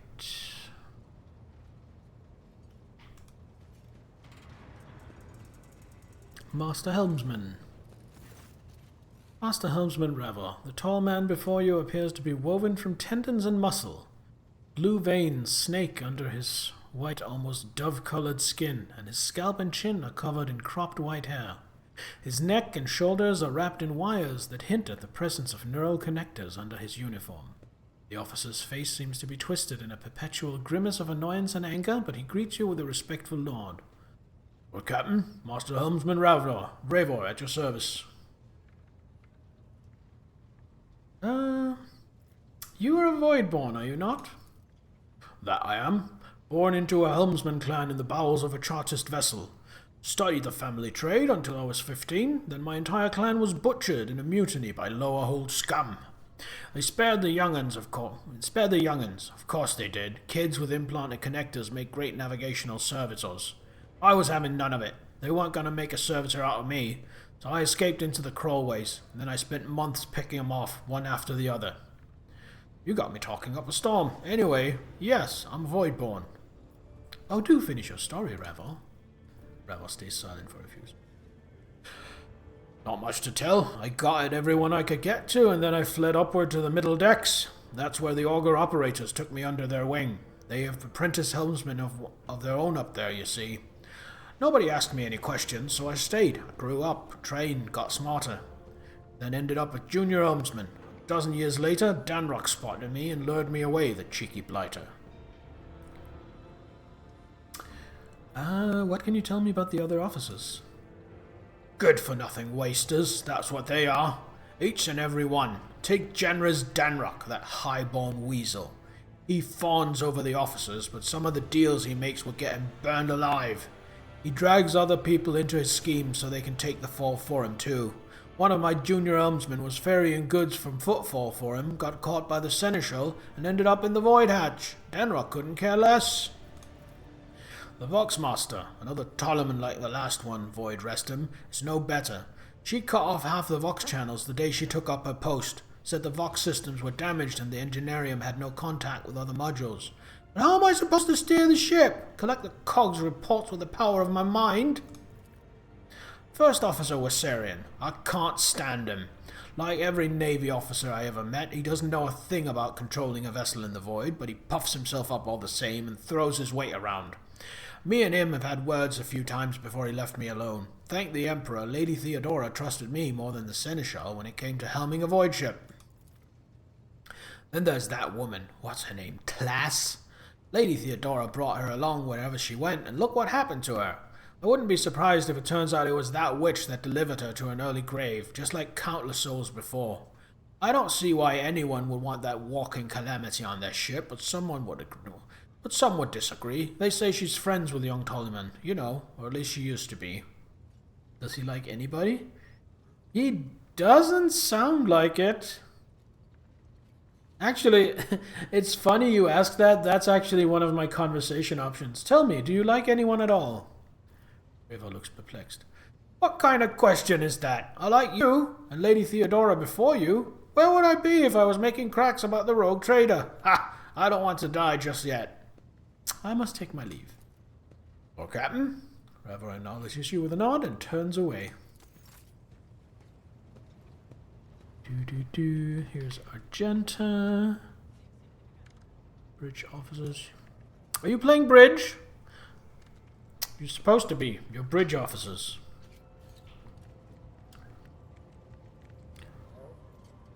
That's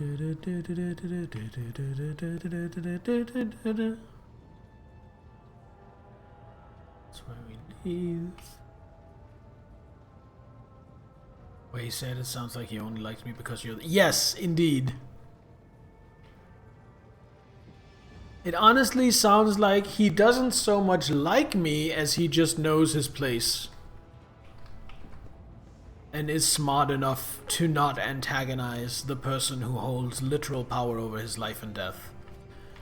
Let's have a word with Argenta. Rogue trader. Sister Argenta looks tired. There are dark circles under her eyes. Her hair is somewhat disheveled. She moves like she's a little on edge.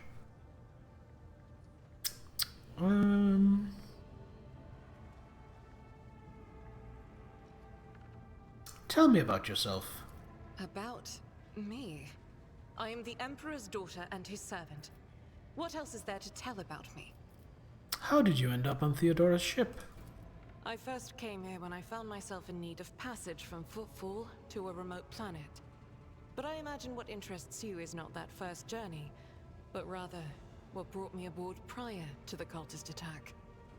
That story is complicated. It just so happened that I made a mistake. In a moment of laxity, I was ambushed by the accursed followers of the archenemy. I was badly wounded. Lady Theodora came to my aid and brought me aboard her ship, where crew attended to me in my weakened state. It all happened not too long ago. I had barely recovered from my wounds when the cultists struck. Truly, the servants of evil know no rest. There is no place where we can be safe from their machinations.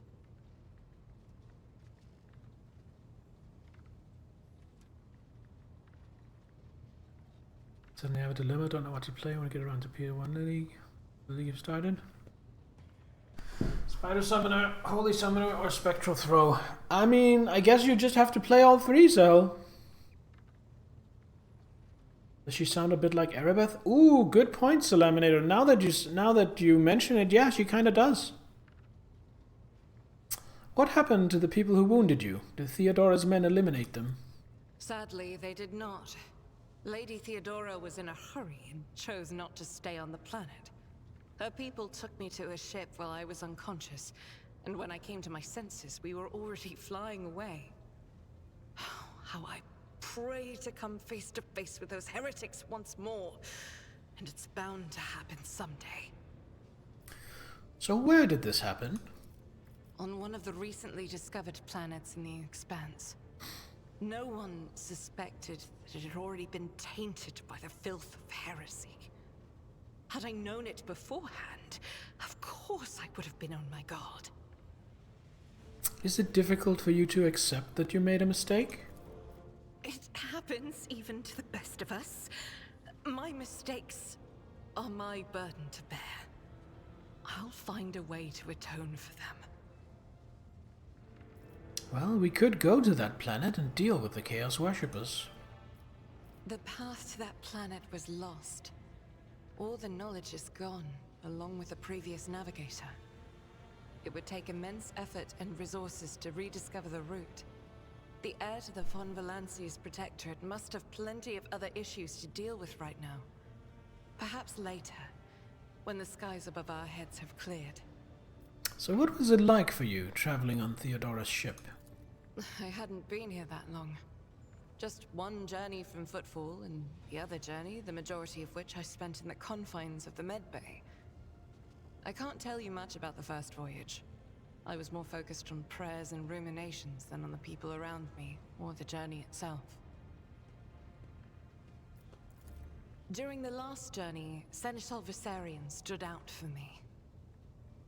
He came by several times to ask about my health. He's an honorable man and a loyal servant of the Imperium. I think he is as meticulous in his inspections of the logistics systems as he is in his inquiries about the health of the occasional sister of battle aboard the ship. But not all of Theodora's people have Here we earned my go. trust. You know who I'm talking about. There is no place for Adira Tlas among the God Emperor's faithful. I'm surprised she wasn't in league with the cultists. And I'm equally surprised by how deep heresy and treason run in this place. I'm glad we all made it through that dark hour. May the day that follows be bright. I don't have any more questions, thank you. As you wish. Now then, you said you have a personal request for me. I indeed have a request, Rogue Trader. The accursed servants of Chaos who assaulted this ship took the lives of your loyal crew members, and they orphaned many children, including the progeny of the brave officers who defended their posts until the bitter end. I don't know what customary practices there are for cases like this in von Valancius territory, but in the world I'm familiar with, the children of such brave souls could expect to receive some special consideration. Perhaps the Rogue Trader could meet with the orphans? An interesting proposition.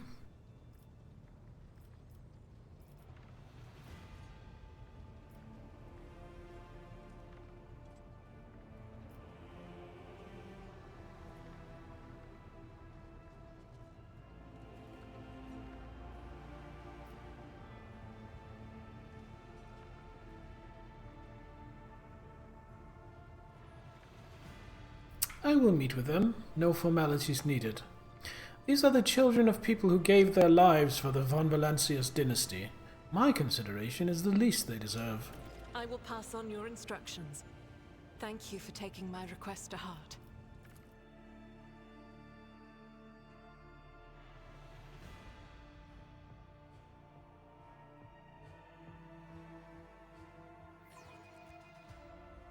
Oh, now we go to the lower decks. I guess we get into it immediately.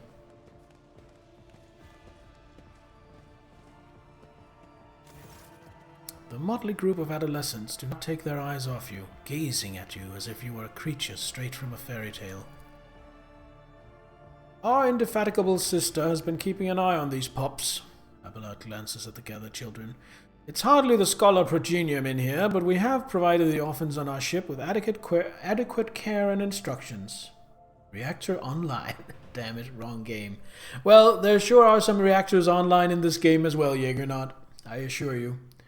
Those children. Yeah, and I'm thinking if we can instill... Honestly, I'm being a little pragmatic here. Like, I want to show them kindness, but part of the reason I want to show them kindness is exactly what you're saying. These people will grow up to be the workforce of the ship. And if they see me as a benevolent ruler, they will be more likely to be loyal. So we won't have an uprising like the one. we just had. Argenta is standing to the side of the group. At your approach, she perks up and announces, her voice ringing. Brave ones! The master of this ship has appeared before you, the one who guides it through the darkness of the universe by the Emperor's will. Greet your Lord Captain, the rogue trader of House von Valancius. Notice Infernus Master Heinrich Montag standing a few paces away from the orphan. He watches you with approval and bows respectfully, meet his gaze.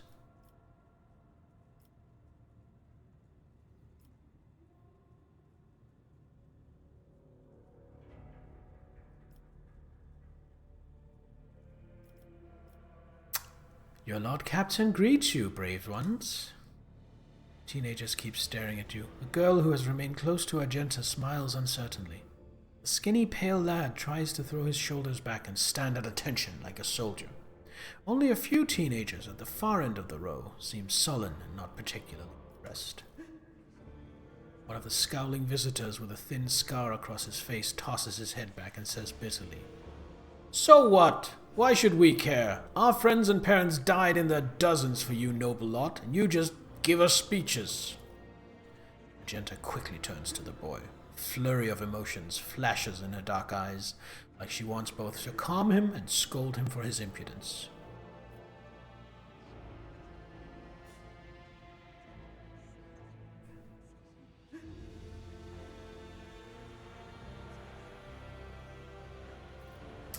If you have things to say, say them without fear. I will listen. The boy smiles grimly. Doesn't matter what we say. It won't bring our parents back, and it won't change our fates either. We'll keep slaving away on this ship until we drop and die like our folks. Or worse. Ooh, there's some options here.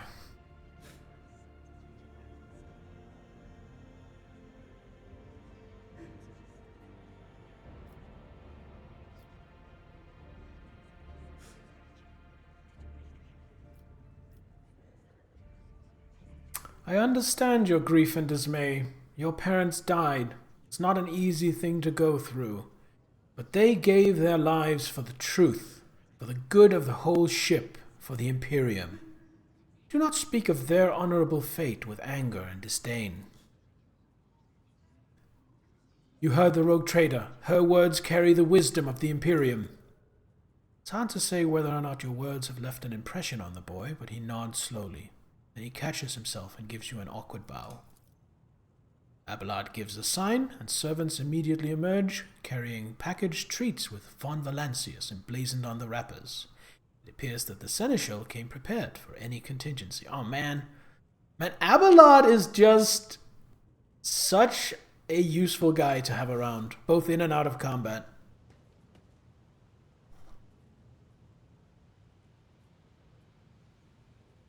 Hooray! Hooray! Argenta rubs her temples pensively. She smiles and offers a few more words of encouragement, then leaves the bay.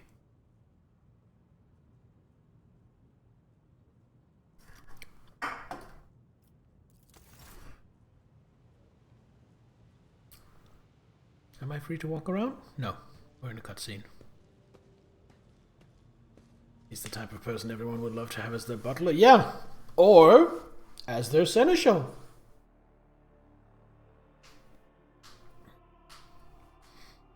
Actually, if it turns out he is a traitor, I will be gutted. I will be very sad. Alright, so that was a fun little side event. Now, was Idira somewhere around here? Boxmaster Victus. There's Abelard. Where, oh, where might Idira be? Is that her? No.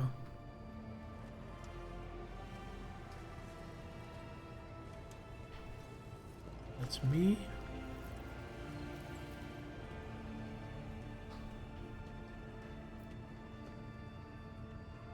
Men at Arms, which are really just Marines. Idira said I would be able to find her on the bridge, but I am not seeing her anywhere.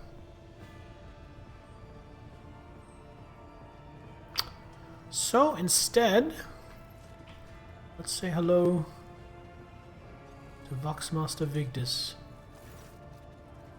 A thin, pale woman stands out among the rest of the crew. There's a thick bunch of cables coming out of the back of her skull and disappearing under her ceremonial garment, and you see the grate of a quietly humming vox where her mouth should be. The woman sees you and bows her head in a respectful greeting. How may I serve you, Lord Captain?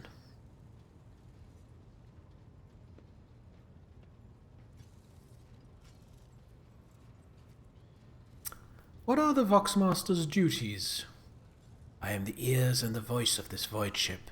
I supervise several dozen officers and 3 times that number of support personnel.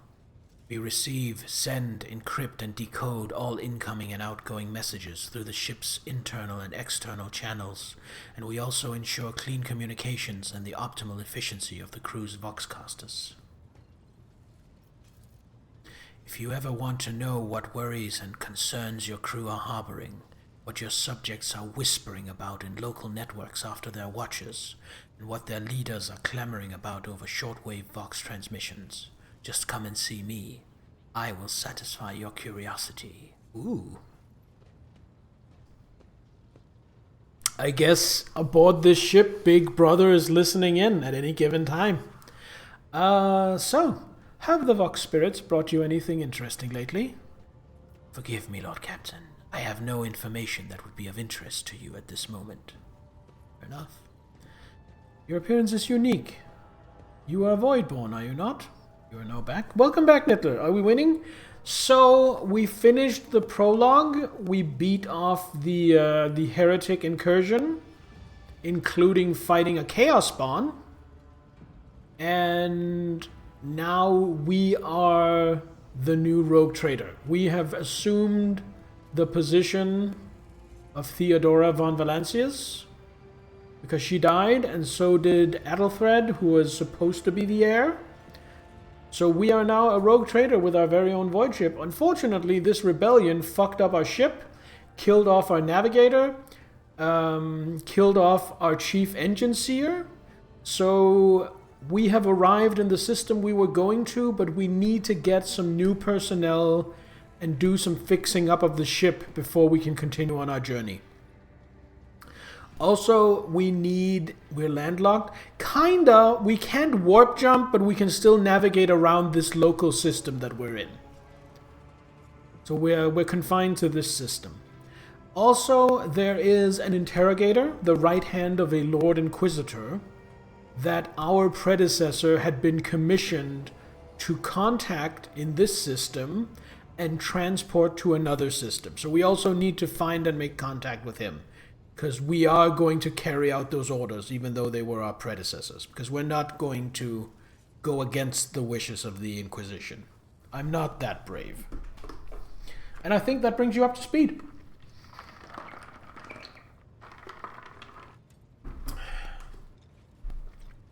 Your appearance is unique. You are Voidborn, are you not? Victus's vox crackles with barely audible laughter. Don't you know, Lord Captain, both of us were born in the cold vastness of space, but there are no 2 identical tales, just as there are no 2 identical stars. If you like, I will gladly tell you about the lives of the Voidborn aboard this vessel.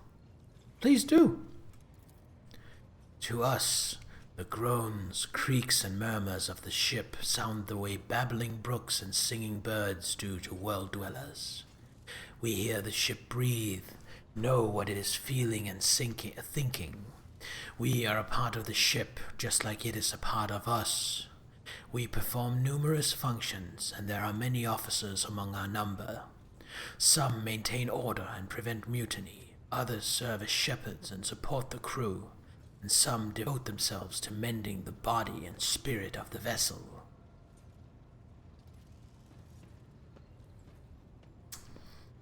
Yeah, so about that, I was going to be this arrogant noble who just treated everyone with like shit, but I realized I'm kind of already doing that in my Baldur's Gate 3 playthrough with Salaminator.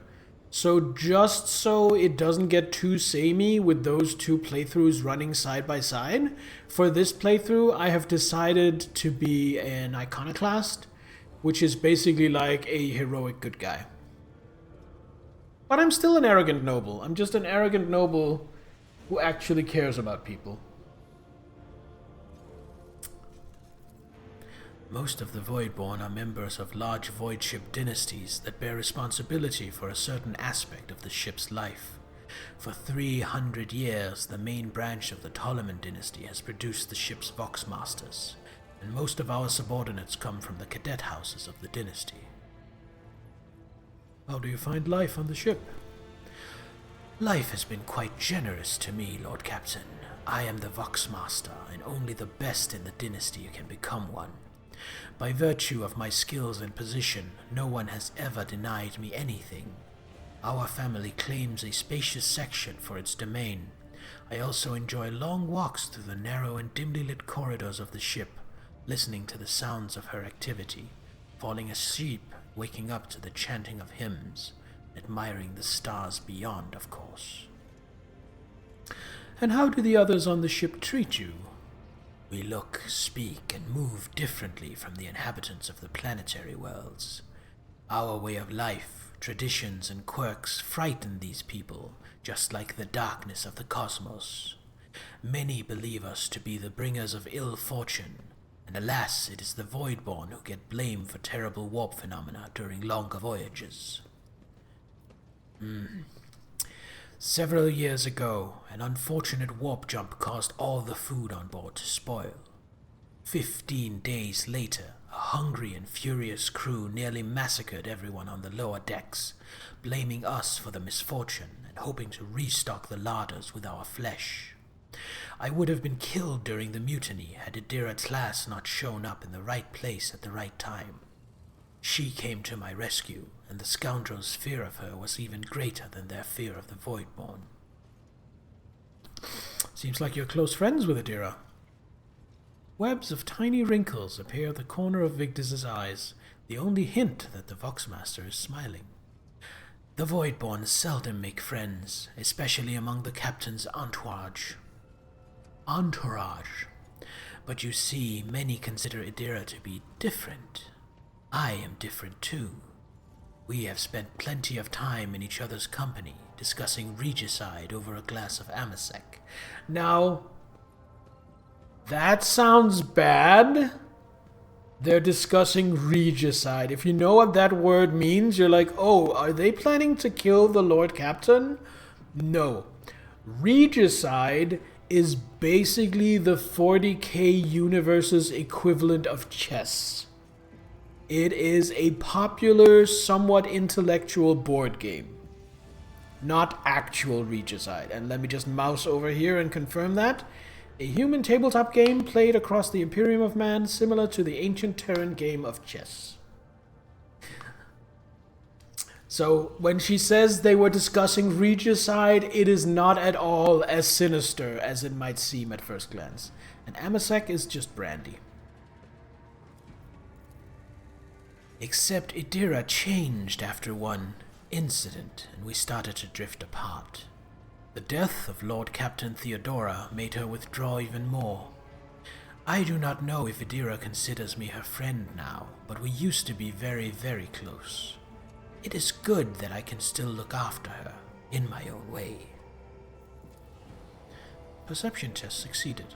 Interpreting the Voxmaster's emotions based on half a face and a Vox-modulated voice is no easy task, but you manage to catch the undercurrent in Victus's words. The Voxmaster is not merely saddened by her rift with Idira, she is devastated by it. Aww. Why am I feeling actual real emotions for these characters that I've known for 5 minutes? I guess it's the quality of the writing. Have you ever left the ship? Oh, I did once, and it was dreadful. It felt like the massive blue dome overhead could shatter at any moment and fall, and my bones would be crushed by the gravity. Victus twitches her shoulder, trying to ward off the flood of memory. The ship is my home, Lord Captain, and I would not retrade it even for the bounty of 100 worlds. I see. Let us return to business. As you wish, Lord Captain. Alright. Connect me to the vessel's main channel. I wish to bolster the morale of my crew. Fellowship test succeeded. The Voxmaster nods obediently and presses several switches on the device she is holding. It is done, Lord Captain. You address the crew with a rousing speech and hear your voice roll through the ship, reaching even the normally quiet corners of the vessel. When the broadcast ends, you hear distant shouts of approval. That will be all for now, Victus. I live to serve, Lord Captain. I am having fun. I am really enjoying this game. You like Victus? So do I. So do I. I do think, however, that so far my favorite character is probably Abelard. Lord Captain? Oh, seems like he's voice acted. Abelard, it seems like the companions are voice acted at least some of the time, where other characters are not. Abelard surveys you briskly but meticulously, as though he's inspecting you for shortcomings. Then he offers a courteous nod.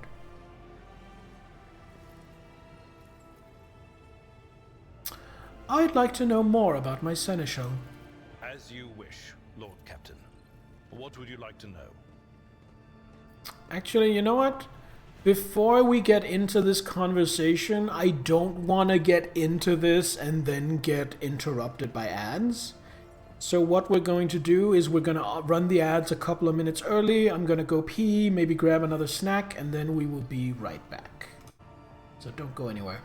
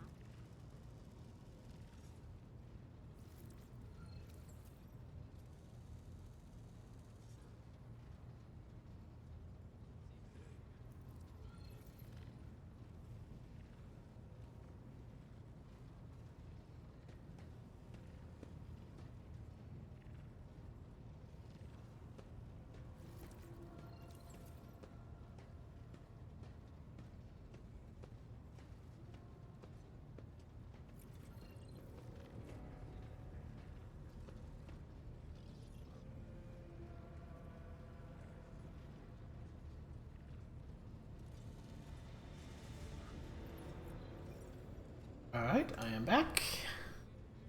Just going to snack on a pear while we wait for the ads to finish.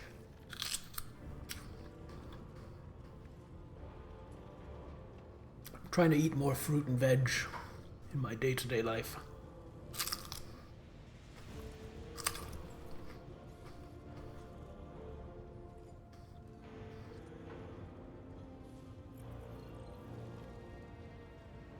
I like pears better than apples. I do like apples, but I like pears better. Although this one could be a bit more ripe.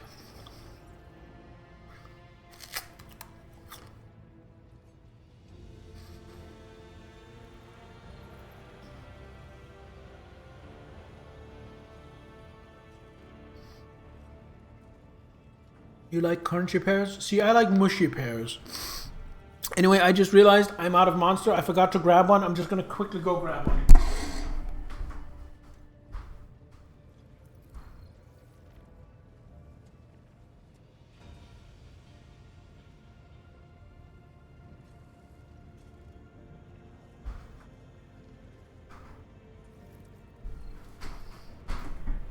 back.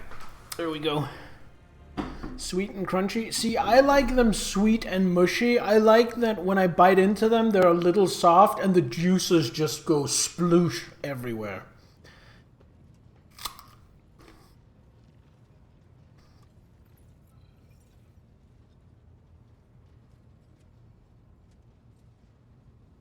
Slept from 10 to 9, then you have a nap for about, oh damn, 2.5 hours, and now you're tired again. Sounds like winter's maybe getting to you, Niddler. Anyway, ads are over. I'm just going to keep snacking on this pear while talking to my seneschal. Didn't realize I did narration on the side. You mean my voice acting for the characters? Yeah, you're not. I don't know. I feel like, honestly, it's mostly a streaming thing.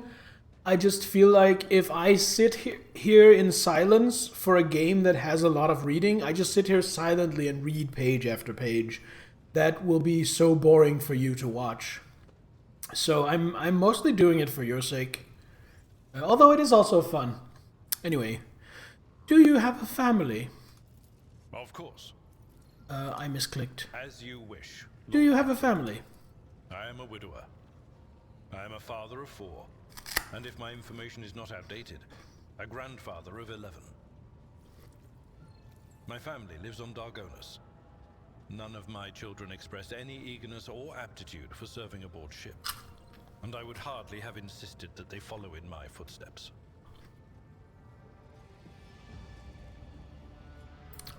Well, I'm always happy to explain myself, Jägernaut. Tell me about yourself. What were you before you became Theodora's seneschal? I used to be an officer in the Navis Imperialis. No, a used to be is not quite right. It was not simply a job. It was my calling, the essence of my life. I was proud to serve Lord Captain Theodora, but in my heart and mind, I'm still an officer of the Imperium. I met Lord Captain Theodora on a mission where the Imperial Navy was providing reinforcements to the rogue traders' army on one of the frontier worlds. Our acquaintance was not easy. Working with people outside the Navy hierarchy has never been my strong suit. It was to my great surprise then, that after the mission's completion, I received a referral to leave my service in the Navy and join the rogue traders' personal council. It was a difficult choice for me, but I saw in the offer a chance to serve the interests of humanity even more effectively than in the Navis Imperialis. You do not need me to tell you just how remarkable a person Lord Captain Theodora was. I recognized her at once as a true leader and formidable creative force, one who had built a protectorate amidst the dangers and wildness of the Expanse. Leaving the Imperial Navy is far from easy. Why were you permitted to quit your post? You could say there was no one among the naval command who was willing to impede the wishes of the rogue trader. To do so would be to risk their own position and their relationship with Theodora. The Lord Captain possessed certain contacts in the Imperial Navy. Contacts which she used to request help during the conflict on the border world. And which enabled her to make me an offer that resulted in my joining her retinue. The Navis Imperialis is an ancient institution with its own mandates and muster lists. On occasion, in the heat of an official briefing, or an informal discussion, I violated those rules, determined to press my point. It is challenging to choose the words to accurately express my opinion on a situation or the actions of others that do not sound overly scathing or confrontational. Many in command were inclined to view my manner of speaking as unbefitting a person of my rank. Thank you. I have no more questions. Of course. Now, tell me about things that may be useful to me as the rogue trader. A noble aspiration, Lord Captain. I am ready to acquaint you with all the particulars that interest you.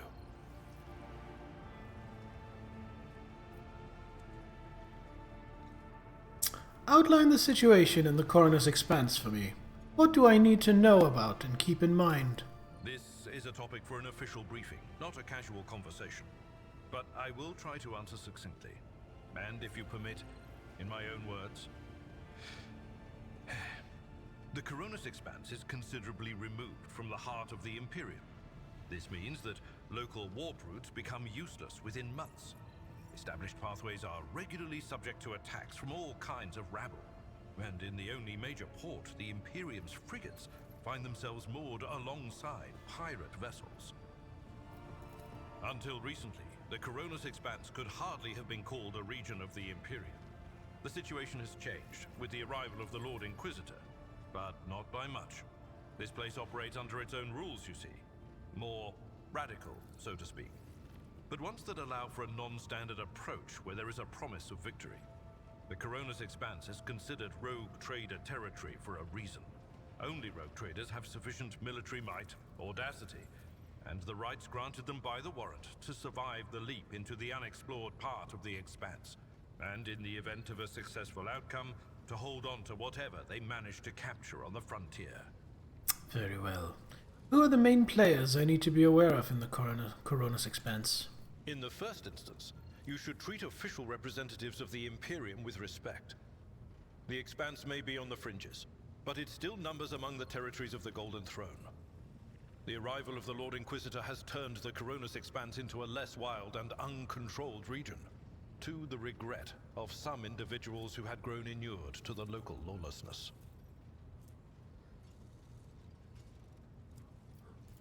Rogue traders such as yourself are also servants of the Imperium. They have been accorded special rights and powers. They wield immense authority within their territory, and they enjoy absolute respect in other parts of the Expanse. The most powerful of them are Kalagos Winterscale and Incendia Bastal Chorda.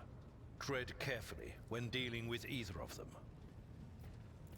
If we are to speak of unclaimed territory, which is what Footfall is, among the scum that dwells on that handful of asteroids, there are 3 factions that wield considerable influence in the sector. The first is the Kazbala Commission, organized crime in its most primitive form. It holds sway over the Liege of Footfall and has links to rogue trader Winterscale.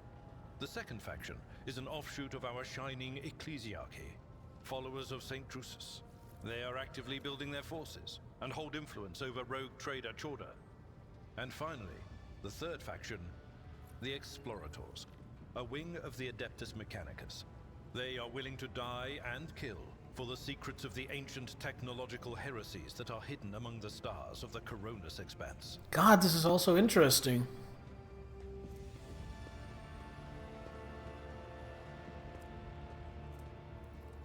And I'm not being sarcastic at all.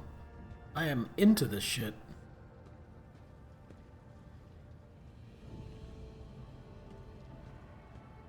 So is a rogue trader like a pirate or a privateer for the Imperium?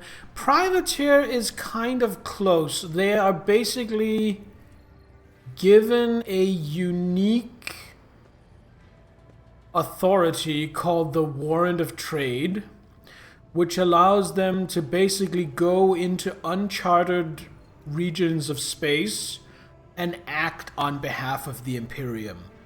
To trade, to develop, to settle, to conquer. So they're kind of like privateers, but almost in an even more official capacity.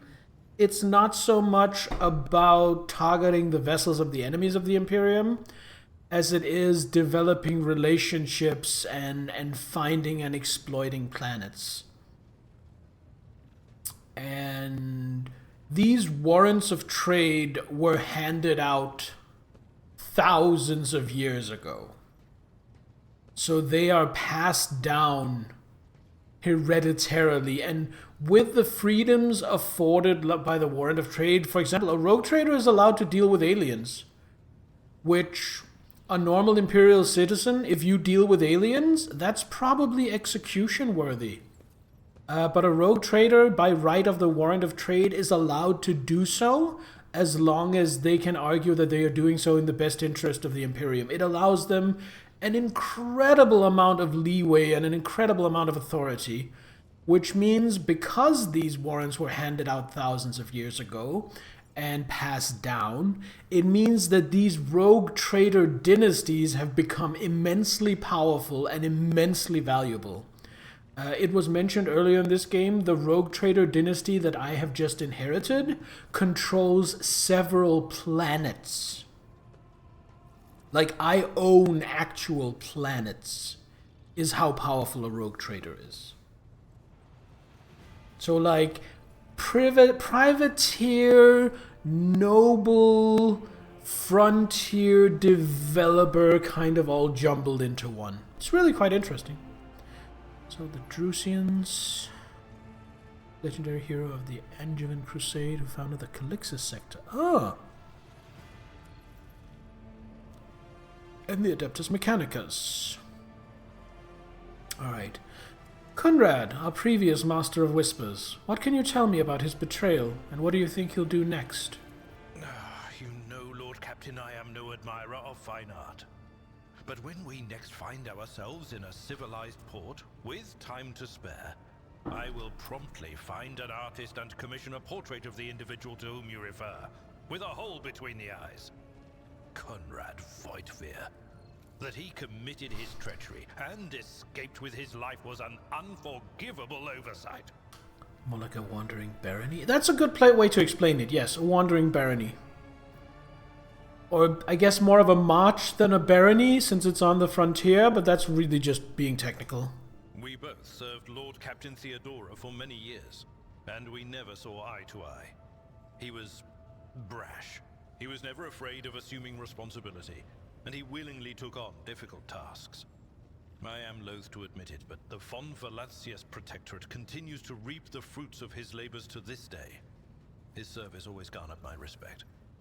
But everything else about him made me want to wring the neck of that two-faced snake. A march.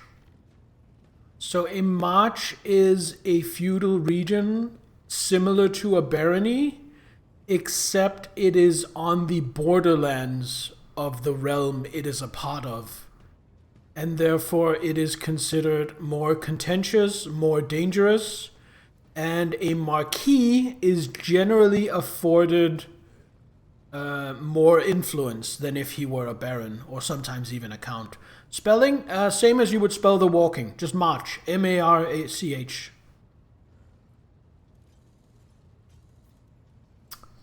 And if just searching for march doesn't get it, search for border march. March versus marquis.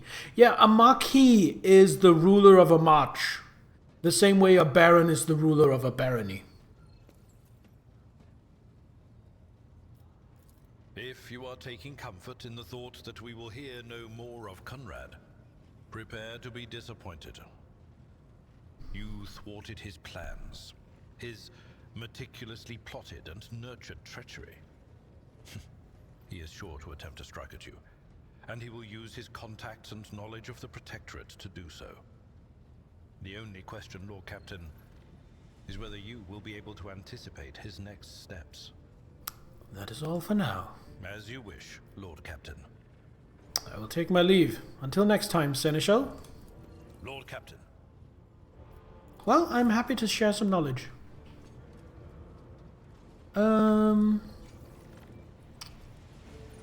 Inventory, character, journal, map. Corpus Valancius? Void ship management, cargo management, and formation. Gonna tell me after 40 damn years a marquis was in charge of a march? Yes, that's exactly what it is. Honestly, it's something I learned fairly recently as well, because I'd never had much contact with the term marquis. I almost only knew the title Marquis from the famous Marquis de Sade, who was a French noble who is credited with, if not the innovation, then at very least the popularization of the idea of sexual sadism. Thought it was just some fancy French title. Well, it's a fancy European feudal title. it's not specific to the French. But I mean, I don't think England really had a lot of matchas due to being an island, so it's something you would mainly see in continental medieval Europe. What was the preeminent nation in continental medieval Europe? It was probably the French. So yeah, you would see it mostly from France, but it's not exclusive to the French. Like, yeah, exactly.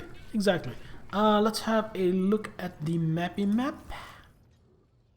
Oh, she's down there. Yeah, I wanted to go see her. Okay, so we're gonna go see her. Corpus Valencius.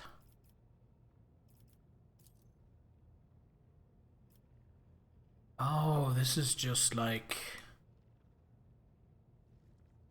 so much information. Nice. So Corpus Valencius is the dictionary where I can look up just about anything.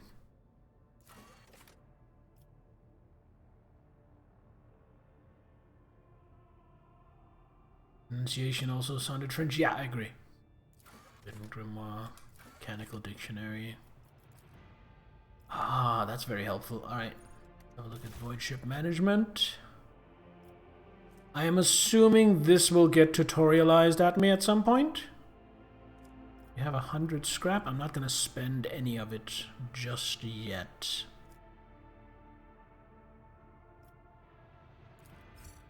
No components available.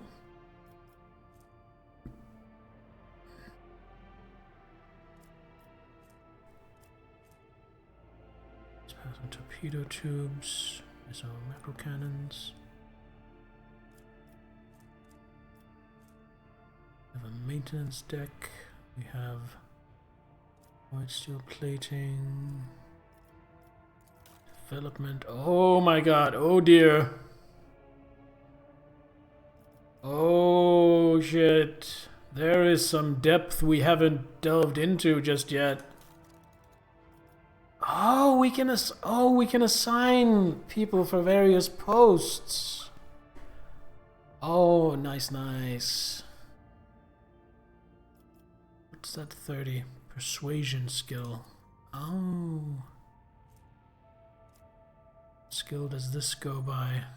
Persuasion.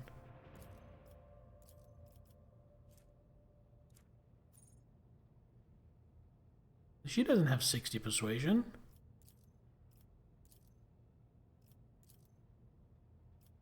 Skill required persuasion. Skill required demolition. There it is. I was being blind. So what genre's 40k game is this? Base resource management like XCOM or something? I would say the combat gameplay isn't very XCOM-like. I would say it's more just like a traditional RPG plus base management. So I would probably call this closer to a Pillars of Eternity or even a Baldur's Gate 3 than an XCOM. Master is tech use. Master of Maneuvers is athletics. That makes sense. Warp Channeler. I am surprised that I have more lore warp than Idira. And Master of Etherics Awareness. All features. Cool. Cargo management.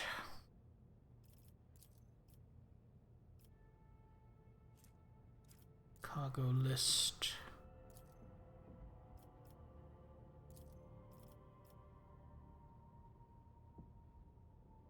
No, it isn't a tactical ship combat game. You say that, Nittler. If I go into void ship management, I have like stats for my void ship and various specific maneuvers I can learn with my void ship. I have specific weapons and their damage. I actually think that tactical ship combat is an element of the game. I think that is definitely going to happen.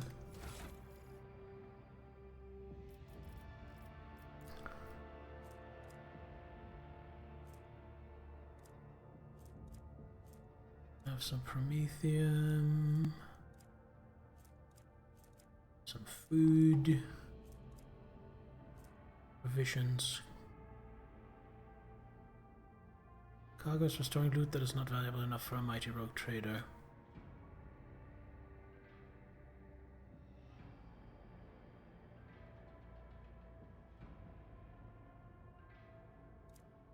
Oh, I see. Okay. Let's see how it is. This is holy gifts. Pine hilt guards. You know what I am starting to realize? At least so far? There's no currency. I think I deal exclusively in loot and trade goods.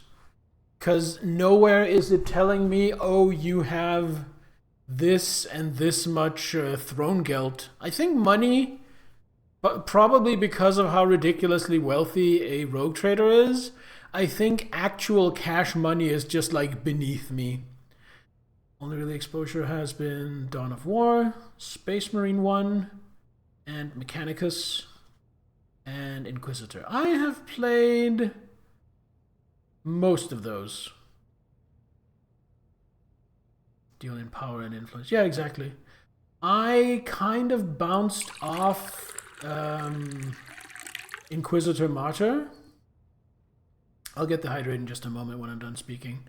I kind of bounced off Inquisitor Martyr. I thought it was very cool. I thought it had a lot of atmosphere, but I didn't really enjoy the gameplay very much. That's usually one of my favorite genres of games, but I didn't like the execution in it. Space Marine 1, I enjoyed a lot. There is a full playthrough of VODs of the playthrough when I streamed Space Marine 1.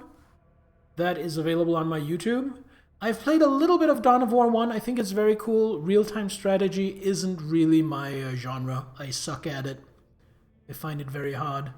And Mechanicus, I mean to get around to. I intend to stream my first playthrough of Mechanicus at some point when I get around to it.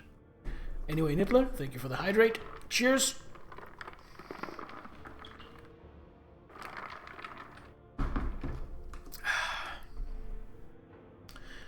Alright, let's go find Idira.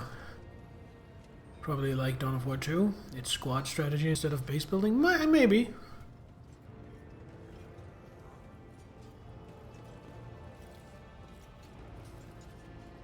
I mean, when they added more squad-based and hero characters and kind of zoomed in the scale a little bit for Warcraft 3, I actually didn't like it.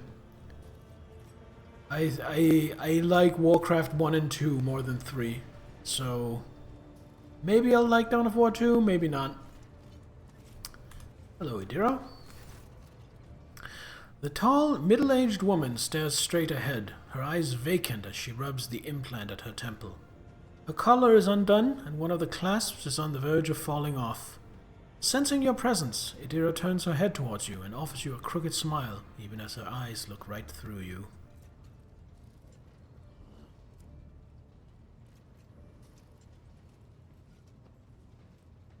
Smash or pass Henry Cavill? Smash with the force of 1,000 suns, absolute S tier.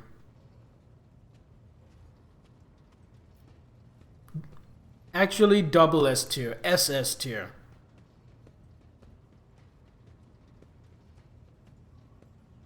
And it's not even close. Idira, about your abilities. What are you talking about, Lord Captain? I'm concerned about your level of control over your abilities. Lord Captain, there's nothing to worry about. I've been on this ship just short of 10 years. Would Lady von Valancius have kept me on if she wasn't sure about me? I mean, yeah, sometimes stuff happens. Small stuff. Like when I hear things. Sometimes what I hear is so clear it becomes real to me. But even ordinary folks have bad days, don't they? Where do you come from? Lyra. an outlying world in the Heathen Stars region. In the Coronis Expanse, the deeper you go, the less visible the Astronomicon gets, and the less people know about the Imperium. The arrival of a rogue trader is the best thing that can happen to a world like that. The very best. Well, tell me about Lyra. It's an out-of-the-way planetoid between two faint stars. On Lyra, a dozen local tyrants fight over 5 measly continents. But they use everything they can to win, from poison to psychers. I haven't been there in many years, but there's nothing for me to miss. Trust me. But here on the ship is a different story altogether. I saw more wonders in my first year serving Lady von Valancius than I'd seen in my whole life on Lyra. Like my first journey through the warp, I was in bed for 3 days. I felt like supernovas were exploding in my head. I only found out later that I'd gotten off easy. Just through the bulkhead in the bay next to mine, a whole team turned into... Look at me rambling on, Lord Captain. Pay no attention. No, by all means, finish your story. It wasn't like it was a very fun trip, Lord Captain. But look, if you want to be entertained, I'm the woman for the job. I'll entertain you with one of the stories from my collection, no problem. But if you want to hear about the time I melted everyone in the bay next door, well, I just don't really want to go into the details on that one, alright? Going to drop by my local game store and see if their Battletech person will be there. Oh, good luck with that. I hope they're there. So what did you do before you came on this ship? Oh, I embroidered wall hangings in honor of our national heroes. I did the same thing I do here, Lord Captain. Divining. Our rulers prized the ability to see into the future. Every psyker that could be found was worth a small fortune on Lyra. There's no such thing as a peaceful life on Lyra. People like me were especially sought after. They'd pick psychers up wherever they found them, buy kids off their parents, even just abduct them. Take me for instance. I got taken from my street gang. The older kids sold me when they noticed there was something off about me. The ruling dynasties had schools where they trained us and beat us black and blue. And then they packed us off to serve. Some of us held on for a long time, but others didn't last. Not everyone's as smart and talented as me, you know. Some people crossed the line and were out of commission before their time. Adira looks at you expectantly. Then, as though clarifying, she uses her hands to indicate a head exploding and laughs. Well, how did you end up in the rogue trader's service? Theodora von Valancius paid a visit to the ruler I was serving at the time. I don't know what the visit was for, and it's no business of mine anyway. I can still remember the way the voices in my head changed when I looked at her. They were practically screaming. She had so much behind her, and plenty ahead of her too. And as I gawped at her, all of a sudden I heard a whisper. A hint, a suggestion, nothing more. But I know the difference between idle chatter and a real threat. I seized my chance and approached Theodora. I managed to whisper a couple of words in her ear before the wardens dragged me away. They beat me and locked me up. No wonder. It wasn't my place to converse with outsiders. And then, Theodora's people came for me.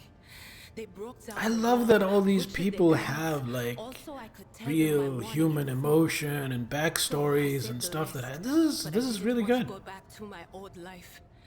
And so I entered the service of the von Valancius dynasty. Have you ever been off the ship? A few times. Not many. And if I think about it, why would I want to? I've got everything I need here.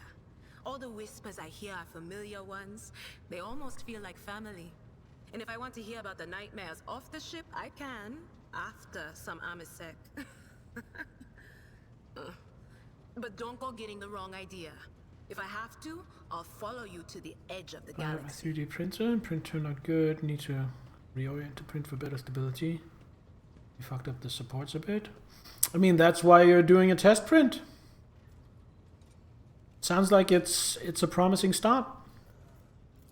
Of course, Lord Captain. Da, da, da, da.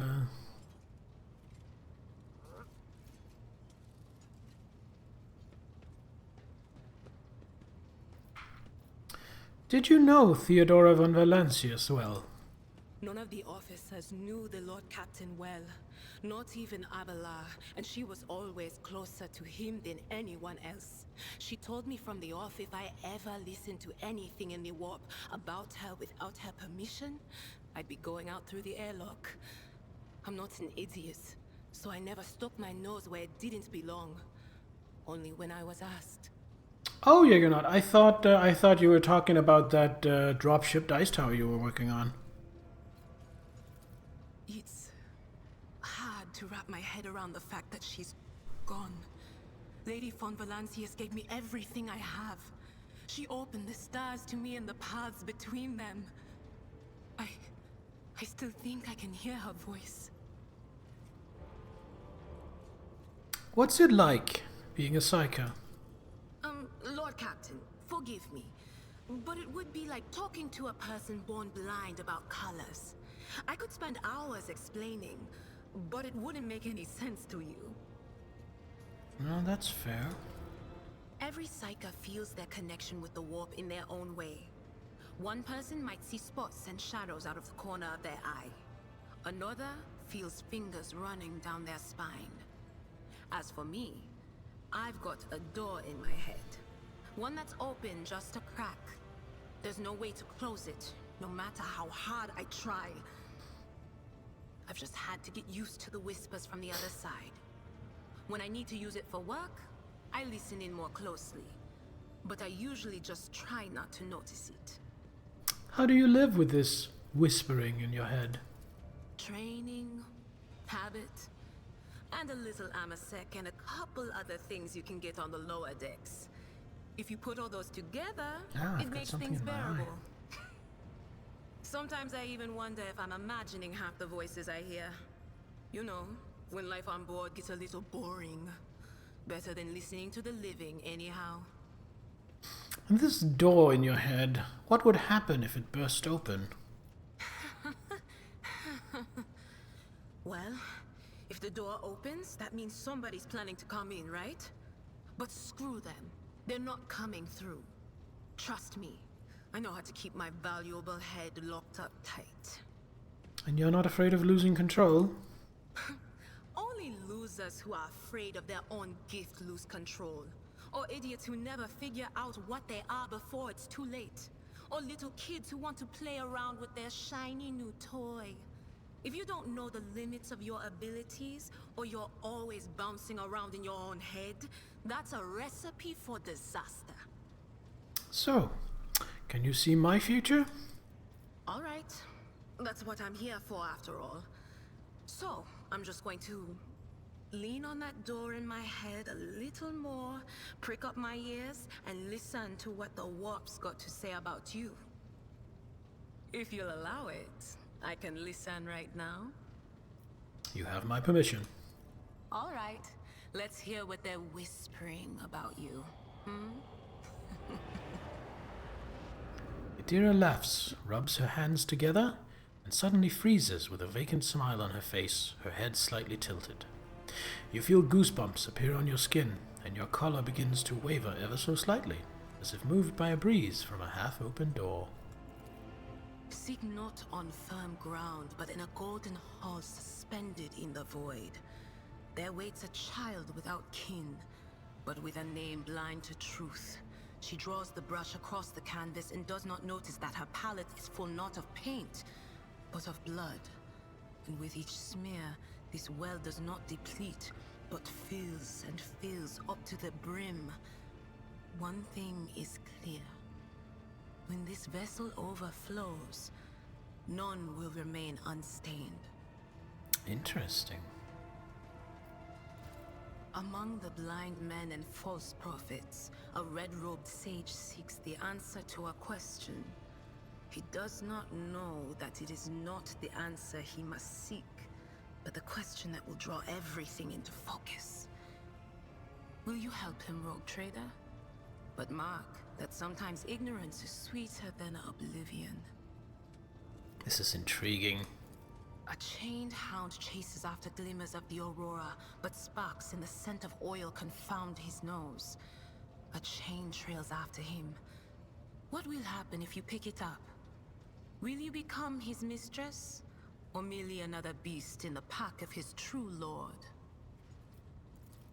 The glow of dawn bursts forth from its prison.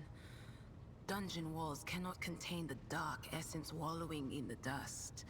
A naive cub pushes his nose into a familiar hand, one that holds death in twisted glass.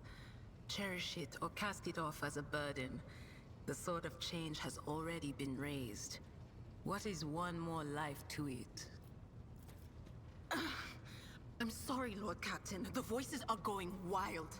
I can't make out a thing. I'll try to rein them in, somehow. But for now... Oh, that was already a lot of info. Alright, different topic. Things are strained between you and Argenta, is that not right? The little sister is afflicted with her own set of voices. Ones that whisper to her about corruption and heresy. The silly girl doesn't realize that if she wants to find the source, she needs to start by looking in her own head. Fair. Anyway, that is it for now. I must take my leave. Of course. Always at your service. Whenever you need me. Now that I've spoken to all of my companions, guess it is time to... I think I used this, right? The Chronos Expanse map. Yeah, here we go. Oh! Interesting. Oh, I was hoping to... So we're here.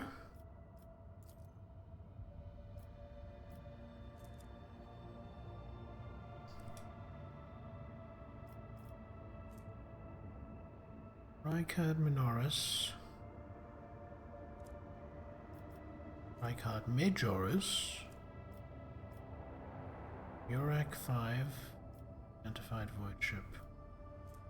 And something. That's where the prison is.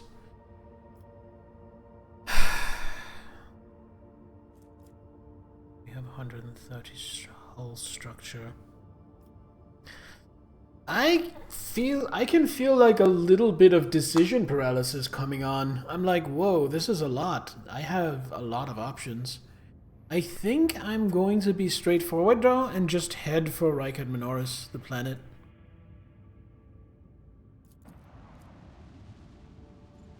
Doesn't look like we're tracking fuel. Hold on, I can just go to a place. Okay, interesting. Scan is required.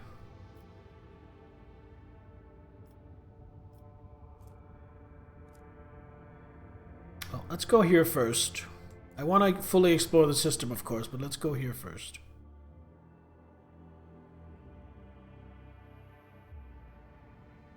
That's why you stopped playing. It's so good, but so daunting. Yes! And a little overwhelming. As the ship makes its way through the star system, a strange fatigue falls over you.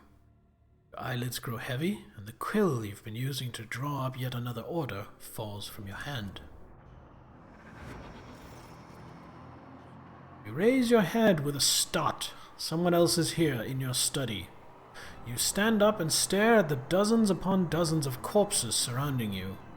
Among their number, you recognize the disfigured and bloodied faces of those who died on the ship's bridge, and those you met in your previous life. How is this possible?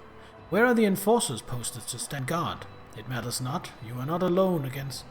You are alone against a horde of heretics risen from the darkness to take your life. As if of its own accord, the shard lying on the edge of the desk, the sole remnant of Conrad Voigtvir's weapon, slips into your hand. The metal is searing cold. The dead sway from side to side, closing in around you in a nightmarishly slow advance.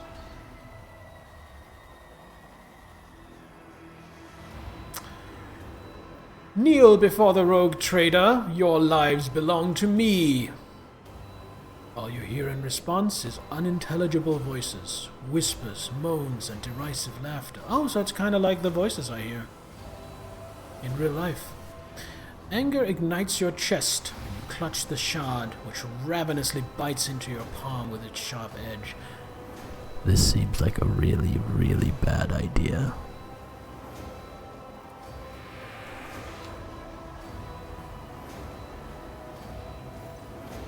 An unbearably bright light floods everything around, and you find yourself surrounded by groveling minions, their bodies shivering in your mere presence. Your hands no longer hold a pitiful shard, but a majestic and intricate weapon, a skillfully crafted sword with strange, unnerving proportions, a curved design, and an unusual hilt adorned with the image of a closed eye. What do you say? Shall we give up on Iconoclast, go heretical instead, and get ourselves a demon weapon?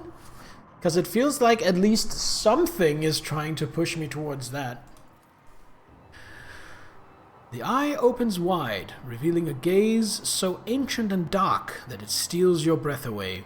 You have felt this gaze before, there on the bridge. The voice that appears in your mind only confirms your guess. The tapestry is woven, the path is chosen. Accept your fate, champion. Yes, master. We're not saying that.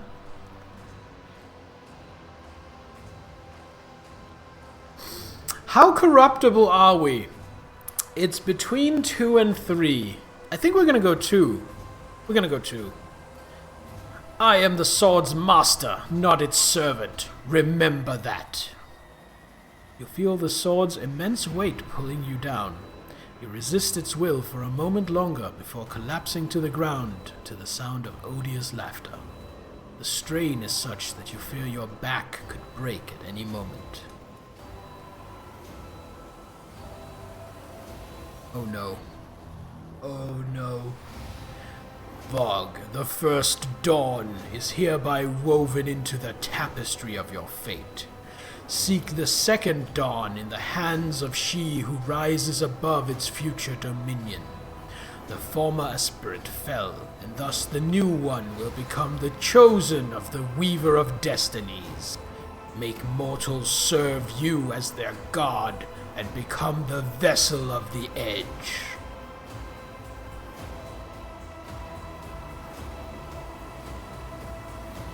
Sure.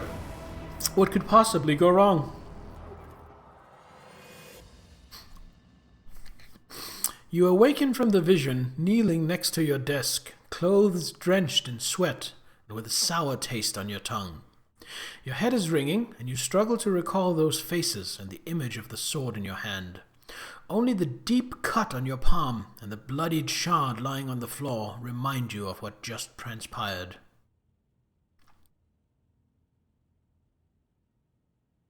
Communing with shady sentient artifacts? Heresy, blam! Oh, I am conflicted here.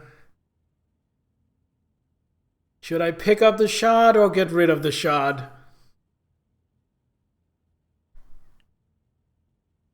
Oh, this is hard. Oh, this is hard. That's what she said, but this is hard.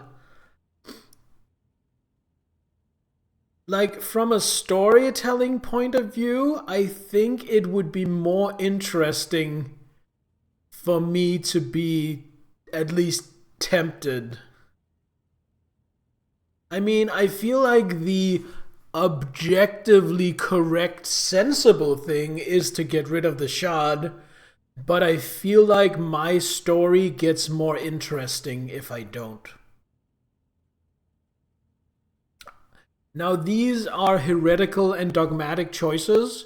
I don't want to go full heretical or full dogmatic. I do want to focus on iconoclast when I can, but you can have a little bit of the others alongside the one you focus on. So I think I'm gonna go iconoclast with a little bit of heretical. Hear me out, Skitterclaw. Exactly! Except Skitterclaw is nowhere near this sinister. I'm gonna pick up the shard. +3 heretical. You reach your shaking hand out to the shard, now slippery with your blood. You wipe its metallic surface and stash your treasure under your clothes, next to your heart and soul forever seared by the great power of the warp. Oh no! Oh no! I think I made a mistake.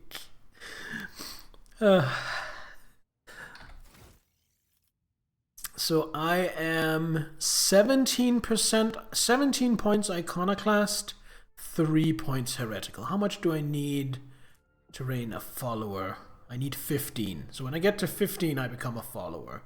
When one of the conviction branches reaches rank 3, all the others can only get to rank 2. So I think I'm going to get to rank 5 iconoclast, but probably still rank 2 heretical, is what I'm imagining. Oh, this character.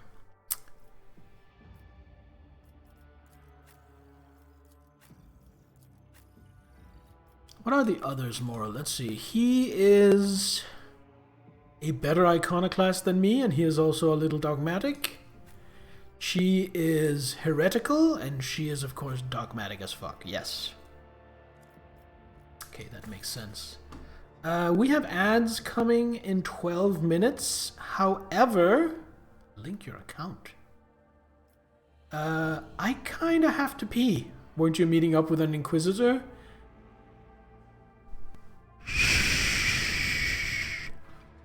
Anyway, I kinda have to pee, so once again, we are running the ads just a little early to get them out of the way. And I will be right back.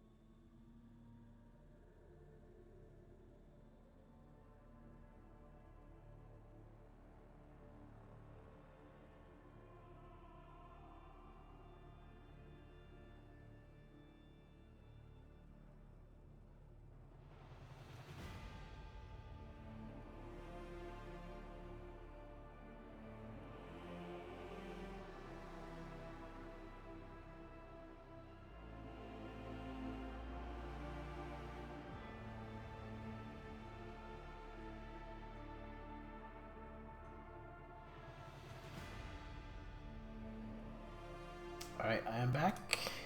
Would you want in your tabletop RPGs for us to do stuff like that? Generally, I would prefer if you made decisions based on what is fun for you as a player. and what is good for the story of your character. I always respect and enjoy it when a player makes an objectively bad decision because it makes for a more interesting story. Like, I feel like you don't win D&D by your character doing well all the time. You win D&D by having the most interesting dramatic story possible. That's my take on it.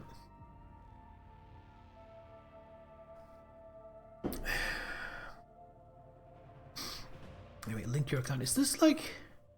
That opens a web page. Okay, that can fuck off. Wait, or can it? Hold on, let me just have a look at that again. Get exclusive rewards for viewing Warhammer 40,000 Twitch broadcasts. Link your Twitch account. Watch the streams.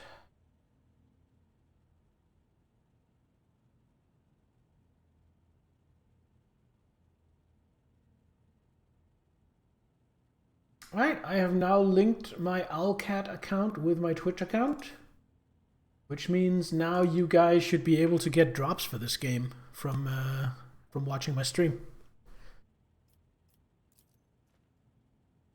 The light glinting off the polished skull of some unknown Xenos makes it seem like the bony face is mocking you. Just bad at that stuff? Have a bad taste in your mouth since you let out that demon? Which characters a couple? Yeah, but that's the thing. Releasing Jaggerax made the campaign more interesting. Yes, you could argue it was a loss for your character, but it wasn't a loss for you as a player, and it wasn't a loss for the story. I think it is a very good skill to learn as a role player to decouple your character winning at everything you do from you winning from a storytelling enjoyment side of things.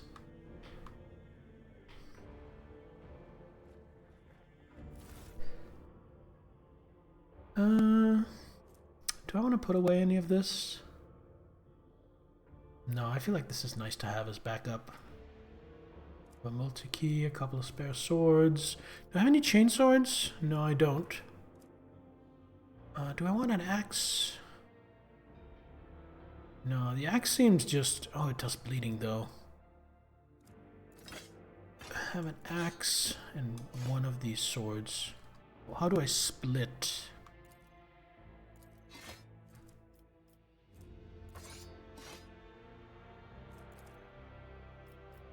Split. I just want one. There we go.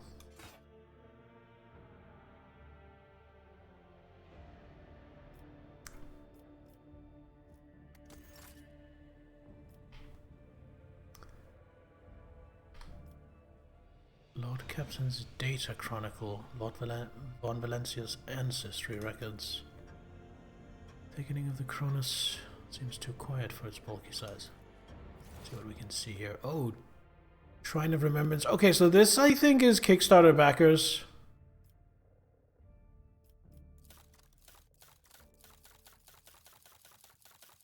Yeah, I'm pretty sure this is just a... Oh, hey, hold on. You know who backed this Kickstarter? Alfarius.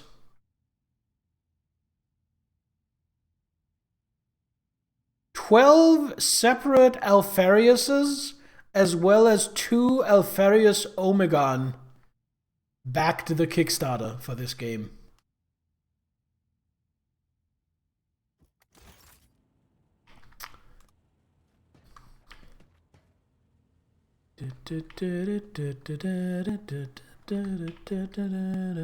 Oh, I think this is Regicide.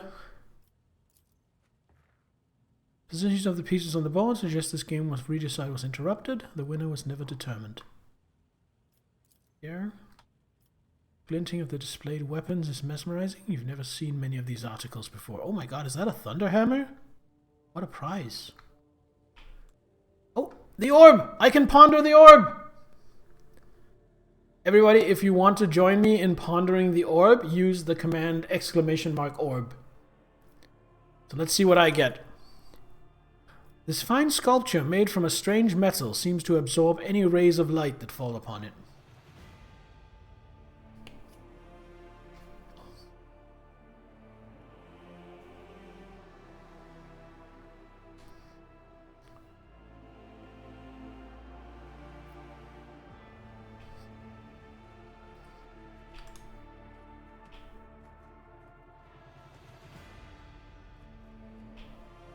I don't need the orb to daydream. Oh, right, this is the bridge. I guess I want to go onto the bridge.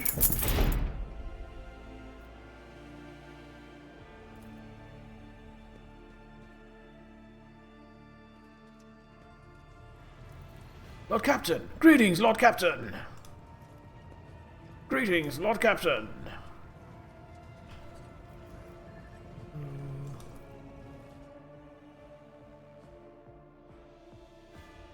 Does it now go to like a planet map? No. Oh, I got interrupted while getting here. Okay.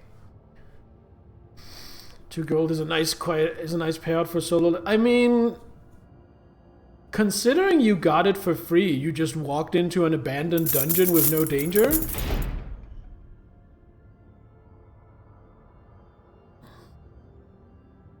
I want to do a dungeon too. A piece of... Hey, a pristine piece of paper.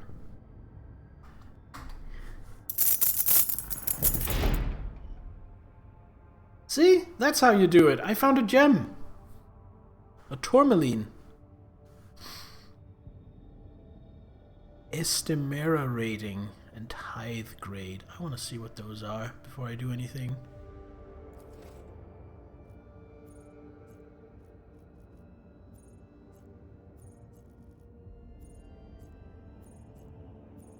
There we go. Dictionary, estimare. Mechanical dictionary? Maybe? No. Tutorial. Watch types, armor. No.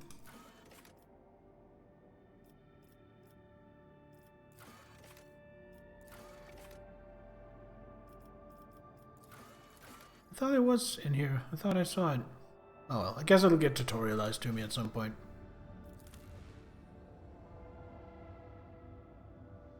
Barbarian, so I'm sure I don't have the knowledge to know that the painting you walked past was worth 200 platinum. You found a fine silver tunic, which was worth hundreds of gold. Unfortunately, on the way there, you got a cut on your arm from a nail sticking out of a doorway. So you tore up the tunic and used it to make an improvised bandage, thus completely ruining it.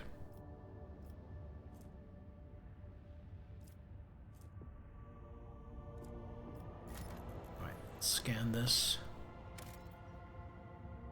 Tithe grade, Decima Secundus, Estimara rating.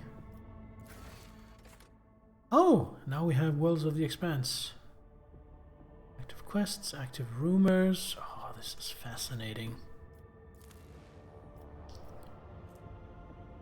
A mobile mining outpost assembled in accordance with the Blessed Standard Template construct. A small industrial complex can be deployed on practically any world, however inhospitable. The Serf clan assigned to it will devote itself to the maintenance of its sacred mechanisms and the extraction of resources needed by the... Oh my god. Profit factor of 10. Ideas for dungeon outcomes. Failing various checks and therefore ruining... Ooh, that's a good one. That's a good one, Zahel. DM me about that. By the way, speaking of failing checks, remember that I do have a skill check command.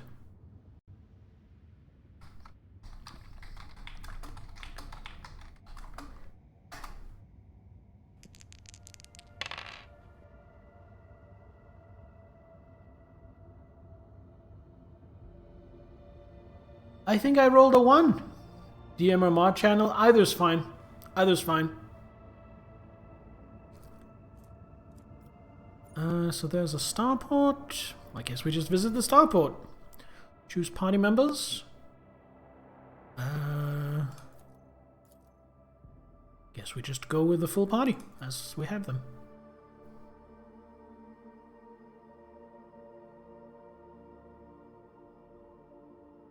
Yeah, you need a skill modifier as well, Nittler.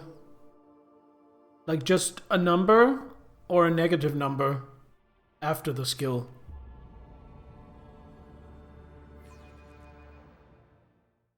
But other than that, you did it right.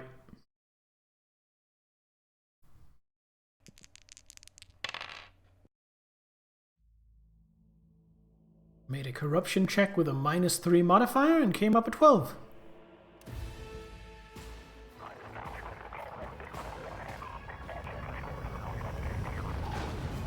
Oh, sounds like we are shuttling right into a war zone.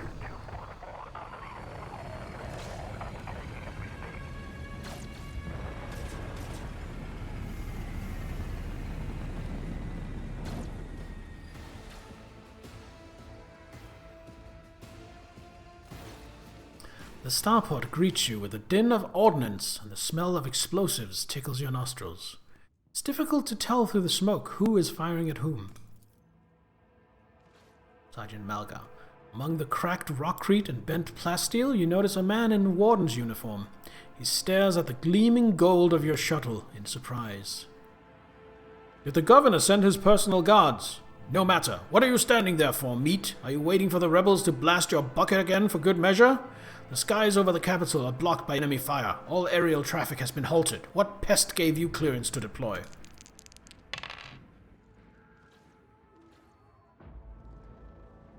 Skill check on the painting. Pah! By all the saints, I'm Sergeant Malga, and you lot report to me now. Straighten yourselves out and drag your asses after me. I'll map out a defense sector for you. By the end of his tirade, the sergeant's voice grows quieter as his eyes focus on your expensive gear. Abelard turns purple. By the holy throne, what is this mess? Dira glances around. They're in a rough spot, old man. Go easy on them.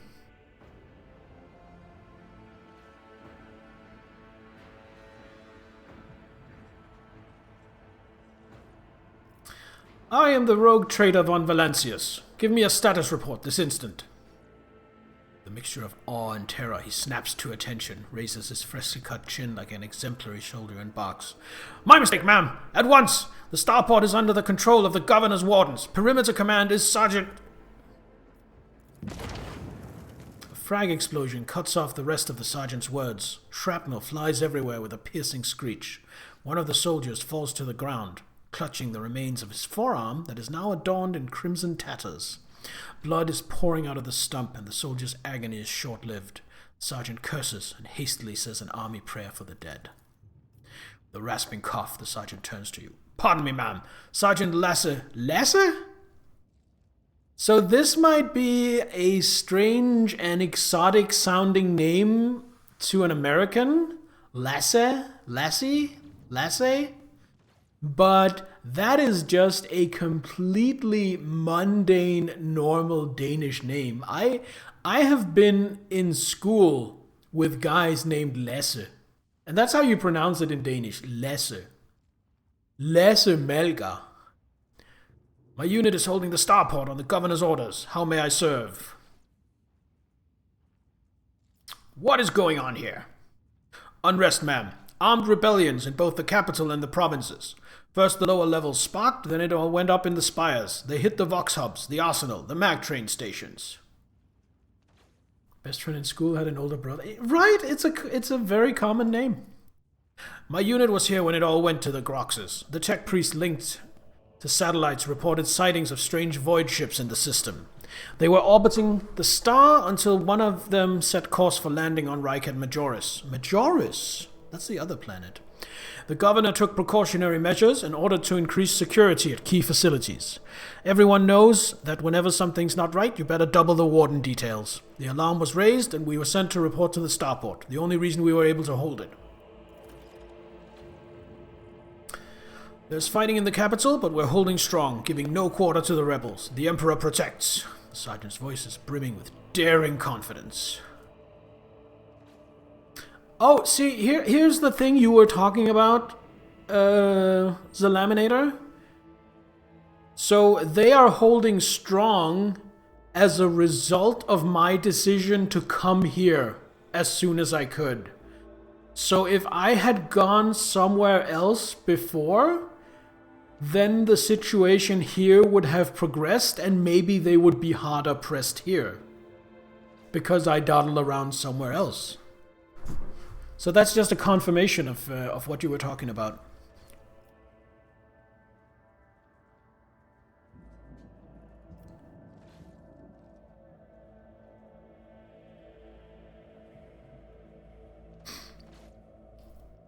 Alright, I'm gonna pat him on the shoulder.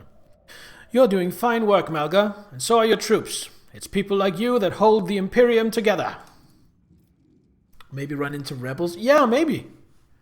I live to serve. The sergeant's eyes are gleaming with pride. His expression is that of genuine happiness. Do you happen to know if a member of the Inquisition has come here? The word Inquisition, the sergeant's face fills with awe. I don't know, ma'am. There definitely haven't been any visitors like that on my watch. You might have to inquire at the headquarters, your ladyship, ma'am. Well, I'm going to see the governor. If I may report, ma'am, as long as the rebels keep shooting the damned anti-aircraft battery, there is absolutely no way to shuttle you to the governor. It would have to be on foot, and the streets are dangerous. I have no one to send with you as an escort. I assigned all available troops to accompany the esteemed tech priest to the governor.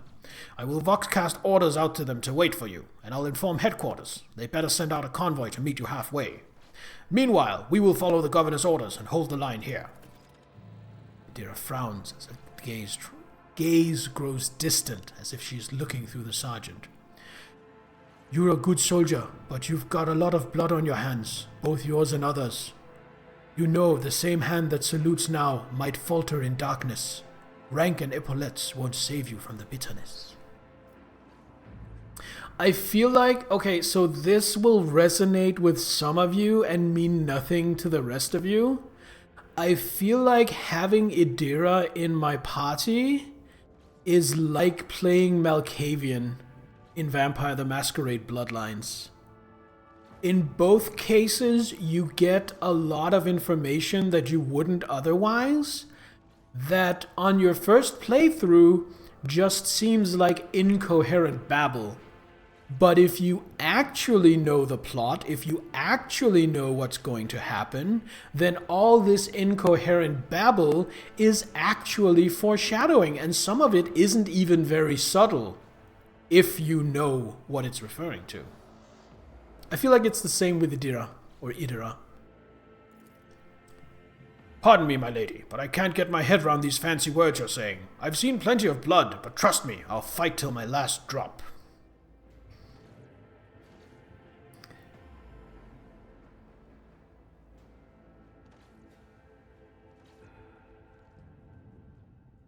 Is the path ahead dangerous? What exactly awaits me there? Nothing good, the sergeant sighs heavily. Those bastards will shoot anyone walking the streets. Our own troops were ordered to fire without warning. You better move with caution, ma'am. On top of everything else, we mined the streets when we were pulling out. Logic test succeeds. His remark about mines lodged itself in your memory. More than anything, you will need to watch the ground and not your surroundings. You'd rather risk a shot from a rebel or a jittery soldier than experience a few handfuls of lethal frag shrapnel resting on top of some 300 grams of explosive phyllocene. What is this tech priest? A very important person from the Adeptus Mechanicus arrived on the last shuttle before they locked down the sky. He kept on asking whether anyone by the name of Amarant or Armanat or something like that had recently arrived. Barely answered any of our questions, though. Said he was under no obligation to tell us anything. Sorry I want to watch this so badly, but you're so tired you're gonna go to bed. Alright. Sleep well, Nittler. Thank you for hanging out. He demanded to talk to the governor personally, so I had to send a quarter of my troops with him to keep trouble at bay. Well, you're a good soldier, Malga. I will see to it that your heroism is noted. Sergeant blushes. I live to serve. Another explosion interrupts the sergeant's words. With a sigh of relief, he turns to his soldiers and spits out a booming series of commands. Rumors? On your travels, you will hear many rumors. Some of them are deserving of the rogue traders. Some of them that are deserving of the rogue trader's attention are logged in a separate section of the journal. Sometimes rumors are just that. Other times there are truth to them, and in some cases there may be even more. To verify a rumor, travel to the place indicated in the rumor's description. While traversing the Corona's expanse as the rogue trader, you are bound to hear rumors regarding your own deeds and exploits, some of which reflect the reaction of the expanse's denizens to choices you have made. Oh, right, the journal. There we go. Rumors. Warden of the Expanse. Lord Inquisitor Xavier Calcazar is a powerful and mysterious figure who plays a pivotal role in the fate of the Corona's Expanse. His power is so great that it extends even over rogue traders. According to the satellites, one of the unidentified void ships circling the nearby star has landed on a large uninhabited world in the system.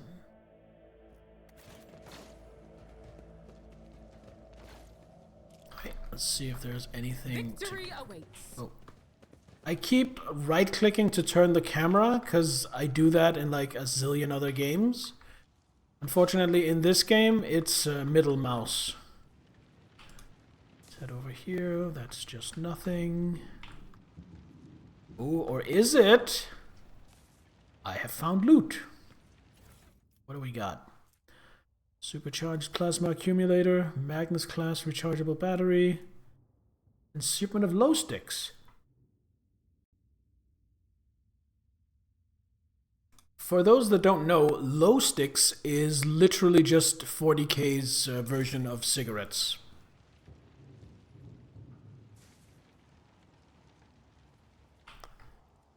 Alright, well. I feel like before I head out into this, I should probably save. In our hearts, new trials await us in this place. Save. It's going from bad to worse. Die quickly. I'll bleed you dry. Speeding up animations in combat. You can hold space key to speed up animations. Got it. So what are we facing here? Bruiser Rebel. 6 wounds, armed with a shock baton. Rebel Agitator, that's like a leader kind of, and he has a las gun and voice of command. Rebel Gunner, another Bruiser, Gunner, Gunner. Seems like there's just the one Agitator.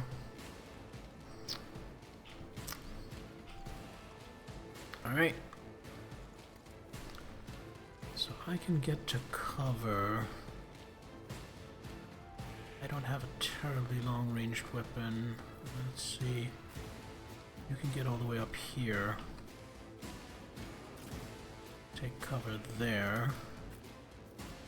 Dira, you can be here. You can be here. And Abelard.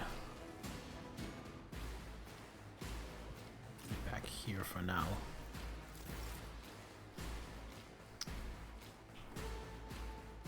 So what exactly do these things do again?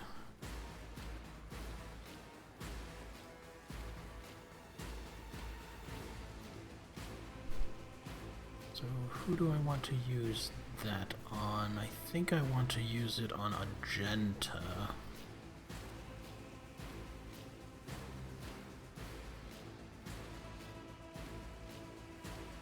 Yeah, I think I want to use it on Argenta.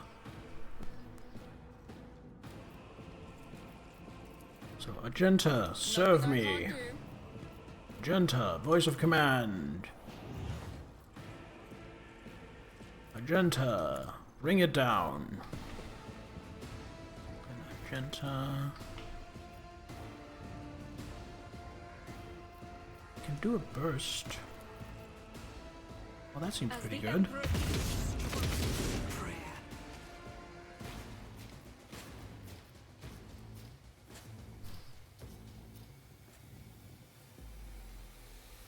Furious This recital, so we get some buffs.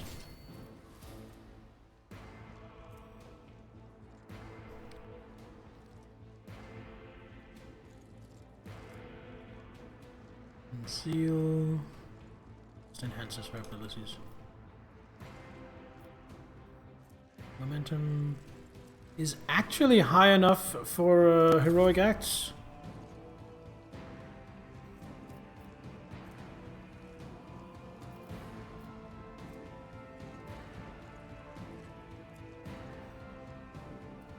Not gonna do that right now, however. I am just gonna use my last action point.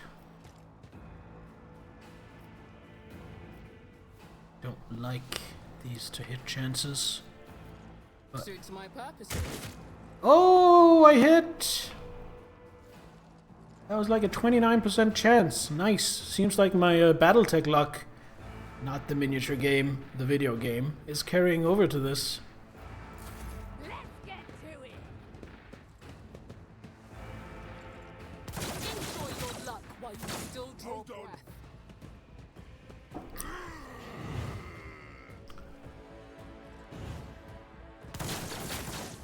Ow!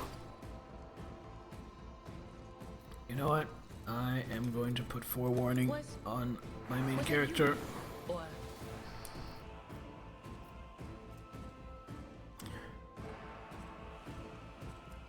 And then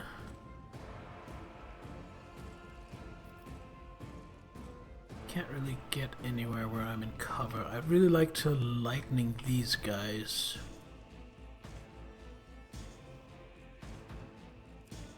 I move like here.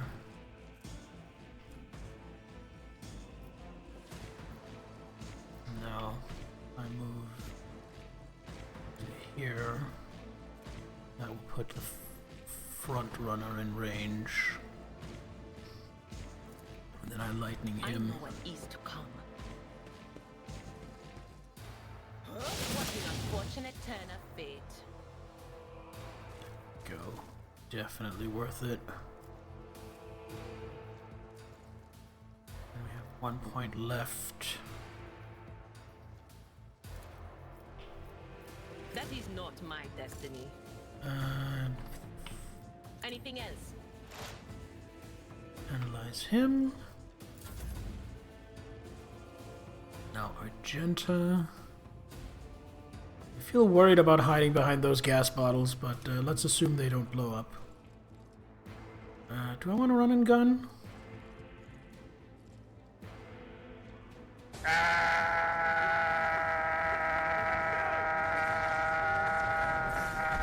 Welcome, Gaming! We are indeed playing Rogue Trader! As the Emperor commands, I act.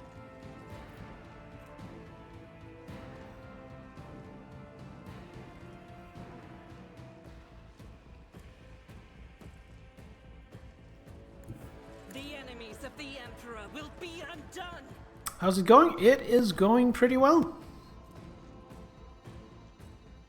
It is going pretty well. I am still fairly early in this game. I played through the prologue, and then the planet I am on now is the very first place I went to. So I am right now in my very first combat after the prologue. So that's how early it still is. Doubt is for the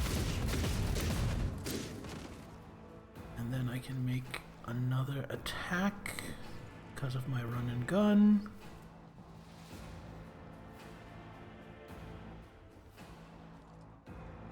No, it's relevant slaughter. And then let's just do a regular attack. That looks good. Let's see if we can deal with this bruiser. Oh, we missed. Still, that was a good turn. Let's make it quick. Oh, looks like they're pulling back. Wow, good job.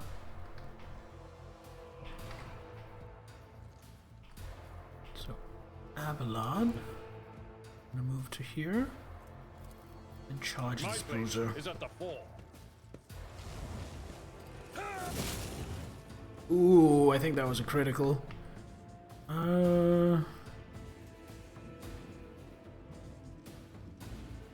mean, I might as well endure, although I probably won't need it. Doing the skills of full auto Argenta. Yeah, she's so good! Honestly, I really like the starting party. They're good, they're fun to use, they're mechanically sound, and their voice acting is amazing. They have great personalities. I mean, Idira's a little annoying, but in an endearing way. So far, I'm really enjoying this game. Really, really enjoying this game. Okay, he's coming right at me.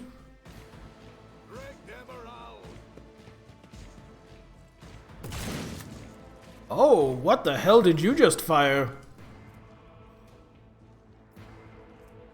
A shotgun. Okay. Oh, 10 to 15 damage? Holy shit. I need to get me one of those. So there's just that one dude left. So I think... Voice of command. Can't voice of command her yet. Alright, there's some kind of cooldown. Character, yeah, cannot again. So we're gonna voice of command her. And then we're going to bring them down. Argenta. And Argenta... Can you see this guy? You can. It's kind of a long shot. None can escape the Emperor's judgment.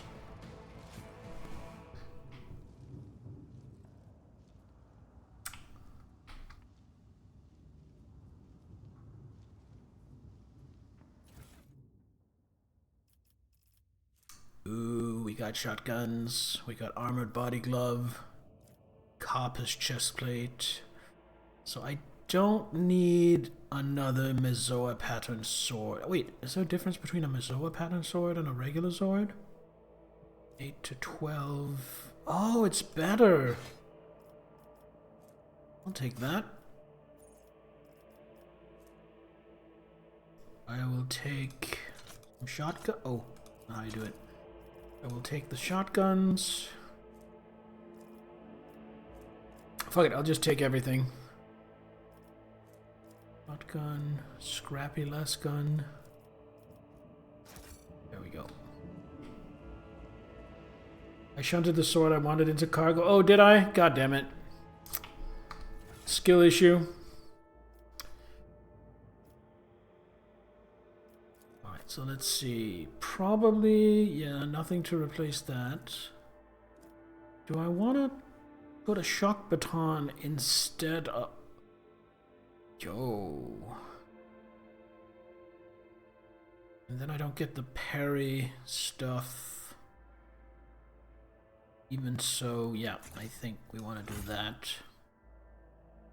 And as for armor, we have an armored body glove.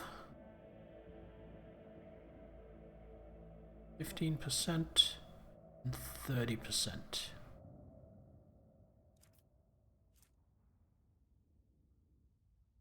So that will half my dodge, but double my damage reduction. You want to take all without currency gear? The only reason I'm not doing that, Zelaminator, is I don't want my inventory to get too cluttered. I don't want to have to scroll through like 90 billion things. Might be able to access ship cargo at this point under inventory.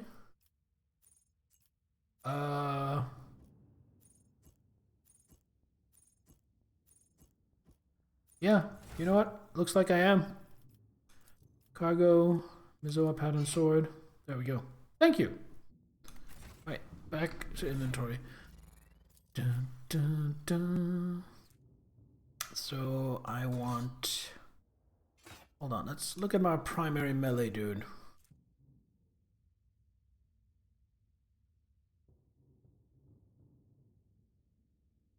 Yeah, he's gonna get the Mizoa pattern sword instead of his chain sword, which is a shame because I really like chain swords. Elizabeth Pearl, hi, welcome. How you doing? Quite easy to flood your inventory. Yeah, exactly. I was looking at armor. So that... And then there's this, Carpus. Oh, that doesn't have a dodge penalty. That's definitely... Oh, I lose the cool shoulder bling. That's a shame. But yeah, that is just objectively better. How am I? I am doing quite well, thank you. You have an armored body glove. I think we want to do that. You, however, might go a little tankier. Mesh chest plate. 25 with a 75 drawback. I don't have anything to trump that. You are currently on a Seneschal's Trusty Carpus. I definitely don't have anything to compete with that either. Okay. Now, my scrappy auto gun. Do I want to replace that with something? Also, I just realized... There we go. So, basic weapons.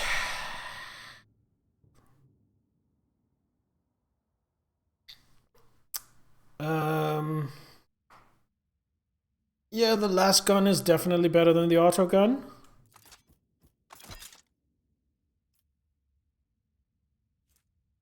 Unless I instead want the shotgun. The shotgun has kind of terrible range, though. So I don't think I'm gonna equip the shotgun. I want to call her Mazozi. Her name is Idira, but she talks with kind of an African accent when she is voice acted. Which, because she does that, reminds me of the pilot Mazozi in Darktide. They sound kind of a little bit similar. Do I want to replace her axe with something... Not that she's going to be using it much, but might as well.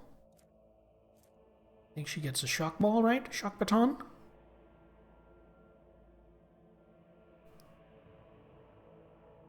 Yeah, let's give her a shock baton instead of the axe. You don't have a melee weapon. You probably won't need one, but just in case. And you, I think, are getting a shotgun instead of your auto gun. All right.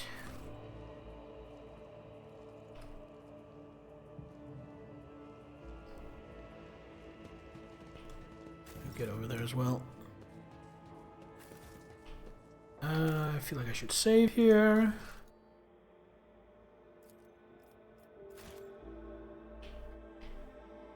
Follow my lead. Oh my god, I haven't looted everything yet.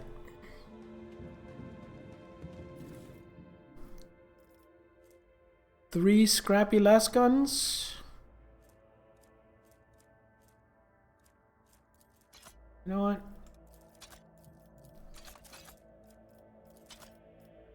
They can go into cargo, get sold. I have enough backup weapons. You do Control A to select your whole team. I did not know that. Thank you.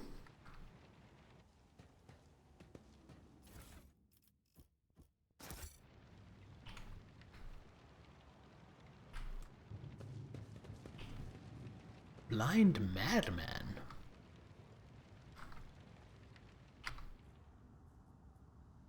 Just loot this guy down here first. I'll take another shock baton. Take another Carpus chest plate. Sure. None shall stand in my way. Go talk to the blind madman. I'm always ready. Excuse me, sir. Eyes, my eyes, have you got them? Please give them back to me. Even just one, please. Oh, poor guy. Poor fella. Oh, there are multiple blind people. Map. I won't tolerate weakness. Oh, hold on. Do this.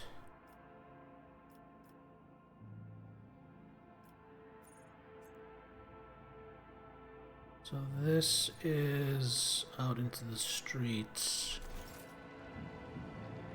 So this leads to the exit.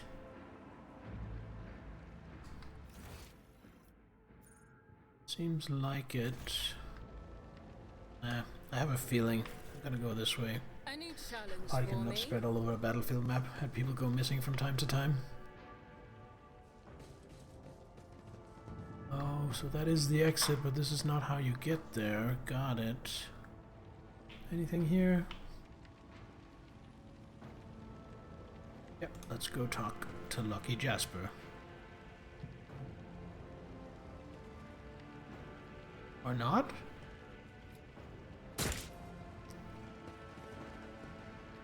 Folks, how about you don't come any closer and I don't shoot you?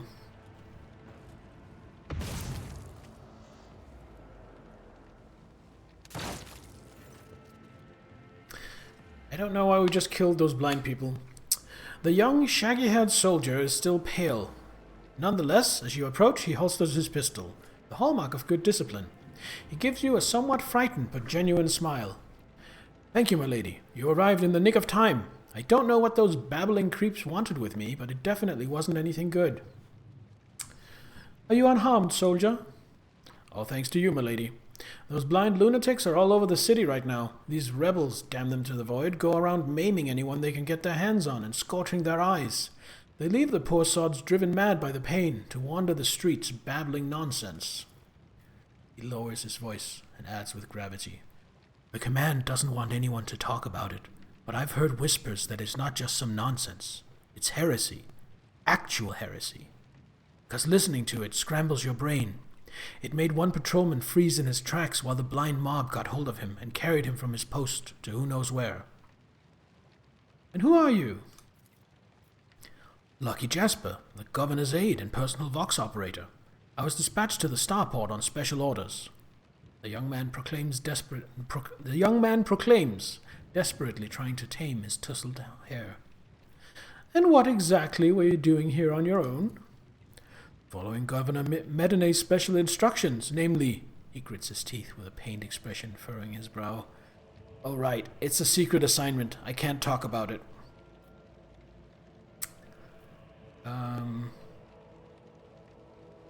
Okay.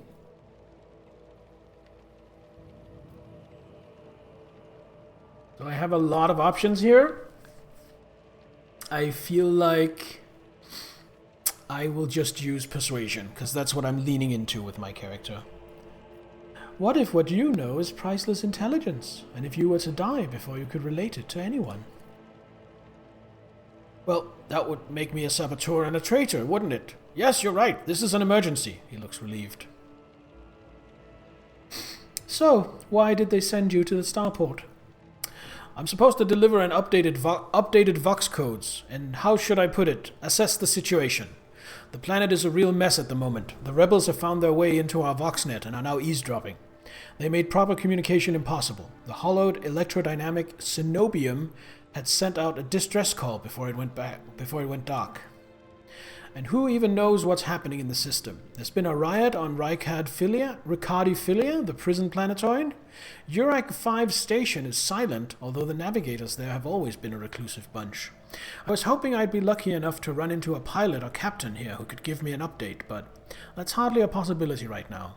The rebels are blasting anything that tries to land out of the sky with that damn cannon. Idira, brainfuck this person. I did notice that as an option. So here's what I'm thinking with the way this game seems to work. If I had been to the prison planetoid or the Nobilitas Navi station before coming here, if he was still here, I would probably have been able to give him an update. He stops talking a little too abruptly. Tell me about Urek 5. There's not much anyone could tell you about it. That station belongs to the Navis nobility themselves. Emperor knows what they do up there, or who even lives there. They scorn ordinary folk. The only person they're willing to grace with an audience is the esteemed Yvain Winterscale. I recognize the Winterscale name. That is one of the other rogue traders operating in the Expanse. It's beginning to sound like he's complaining. That place is creepy. They say they order shuttles with servants from Rykad Minoris on a regular basis. I guess they're too important up there to change filters and clean compartments themselves, huh? Except I never met anyone who served there. It's like no one ever comes back.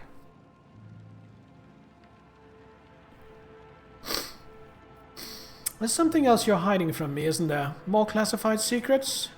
Jasper looks away. It's nothing classified, just personal.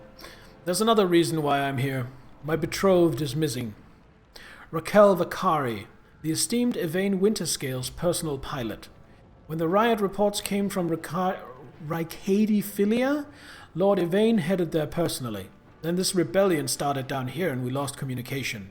No one knows how they're doing up there. You know what I'm afraid of? That they'll come back and those rebel scumbags will shoot them out of the sky. I wanted to find a place that's high up, set up a voxcaster there and send them a transmission. The sky is closed off, don't try to land. But I didn't make it in time. Those blind dogs chased after me, and I was running, I tripped and broke the caster. He hangs his head sadly. I worry for her. She's an excellent pilot, but I still worry. You should stream when I'm going to sleep with your storytelling, but it's only 3:10 p.m. for you. It is 11 for me, which also means I will probably be stopping soon, unfortunately, because tomorrow is a weekday, so I don't want to be making noise too late on account of my neighbors. I don't want to be, you know, that neighbor. Abelard shakes his head disapprovingly, but his eyes are understanding. That is why all members of a voidship clan share the same employment. No matter how devoted a servant of the Emperor is to their duty, there is always the danger that family ties might disrupt regulation and order. I hope that no harm comes to her. Work in the mornings? No, not for me. I am retired. I am on a disability pension. But, you know, I don't want to be an asshole to my neighbors.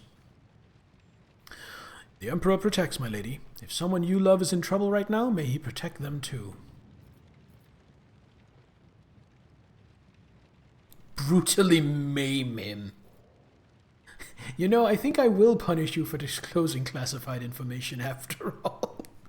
Oh my god, you have the opportunity to be such an asshole in this game. That's not what I'm going for, but I still love that it's an option. That is like almost Neverwinter Nights level of evil. I am looking for an interrogator of the Inquisition who may have arrived on this planet. Have you heard of anyone matching that description? Jasper's face quickly turns grey as he says, I have, but I don't know where he is now. I'm sorry, but I don't like discussing the affairs of the Inquisition. Well, that's fair. What can you tell me about Yvain Winterscale? The esteemed and honorable scion of blessed rogue trader Caligus Winterscale, master of the Rykad system. At the behest of his illustrious father, or grandfather, or uncle, well, his illustrious relative, Lord Yvain took up residence on Rykad Minoris. Jasper's face betrays a fierce inner struggle before he blurts out, You know what I think? I find it curious that blessed Caligus didn't make him the ruler of our world. Lord Yvain is his blood, but it's the governor who rules us. Then why do you think he sent him here? I think he's been exiled. Well, do you think the governor can handle the rebellion? Jasper mumbles evasively. Well, obviously. I'm not some pessimist to say otherwise. I won't tell anyone. You really won't? Well then, if you ask me, things are pretty rotten. His words come flying at the rate of stubber fire. Those rebels are strange. We would have easily quelled a normal riot. We're not some commoners. We're Arcadians, the naval elite of House Winterscale. But those people, they're vicious. They know no fear. And their attacks, they're so precise. It's like they know what's going to happen ahead of time. The command executed 7 officers on suspicion of espionage, but it's not about spying. They say the leader of the rebels is some two-faced Aurora who can see into the future. Now she is the real danger, Aurora. I think in some of all the demon babbling, something was mentioned about Aurora. Dira scoffs and rubs her hands together in excitement. She can see into the future, is that right? We'll see about that. She is up against the wrong psyker. My breezy whispers may be vague, but they've not failed me once. I can tell you without asking my ethereal friends that her future doesn't look too bright now that the Lord Captain is involved. Right, I have no more questions of you, Jasper. It was my pleasure to be of service to you, my lady. It's been really nice to chat with someone normal. I must take my leave. You're right, we shouldn't stay here or we might run into rebels. I'll go find a safe place to watch the sky for any landing shuttles. May the Emperor protect you, my lady. Something about a dawn break. Yeah, that too. That too. But I do think something about an Aurora was mentioned as well. I am missing... Oh, Idira and Abelard are standing on top of each other. That's why. So I want to go over here. Grab this. What do we got? Auto quills, some fuel. Alright, grab all that. Oh, hello. I rise to the occasion. Written on the side of the shuttle in pilot's lowly slang are the words, "Do not touch."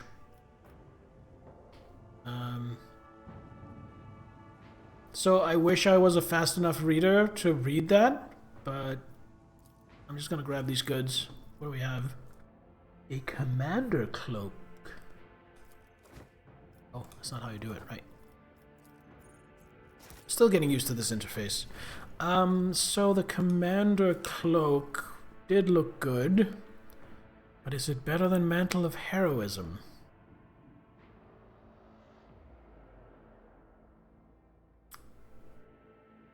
Kept talking about the crack of dawn. Someone on the planet has their ass out. Ha!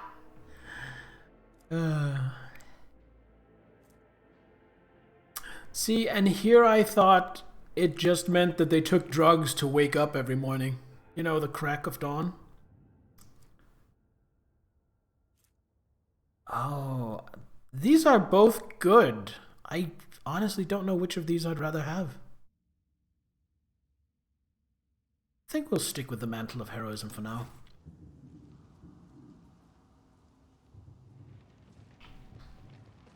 And then we go up here, and we're going to get embroiled in another combat. But, unfortunately, I don't think we're going to get that far. I'll lay claim to the stars. Because it is a 11:15. I have been going for 4 hours. And most of all, as much as I'm having fun, I don't want to make noise too late in this apartment block. So we're going to save, and we're going to call it for tonight.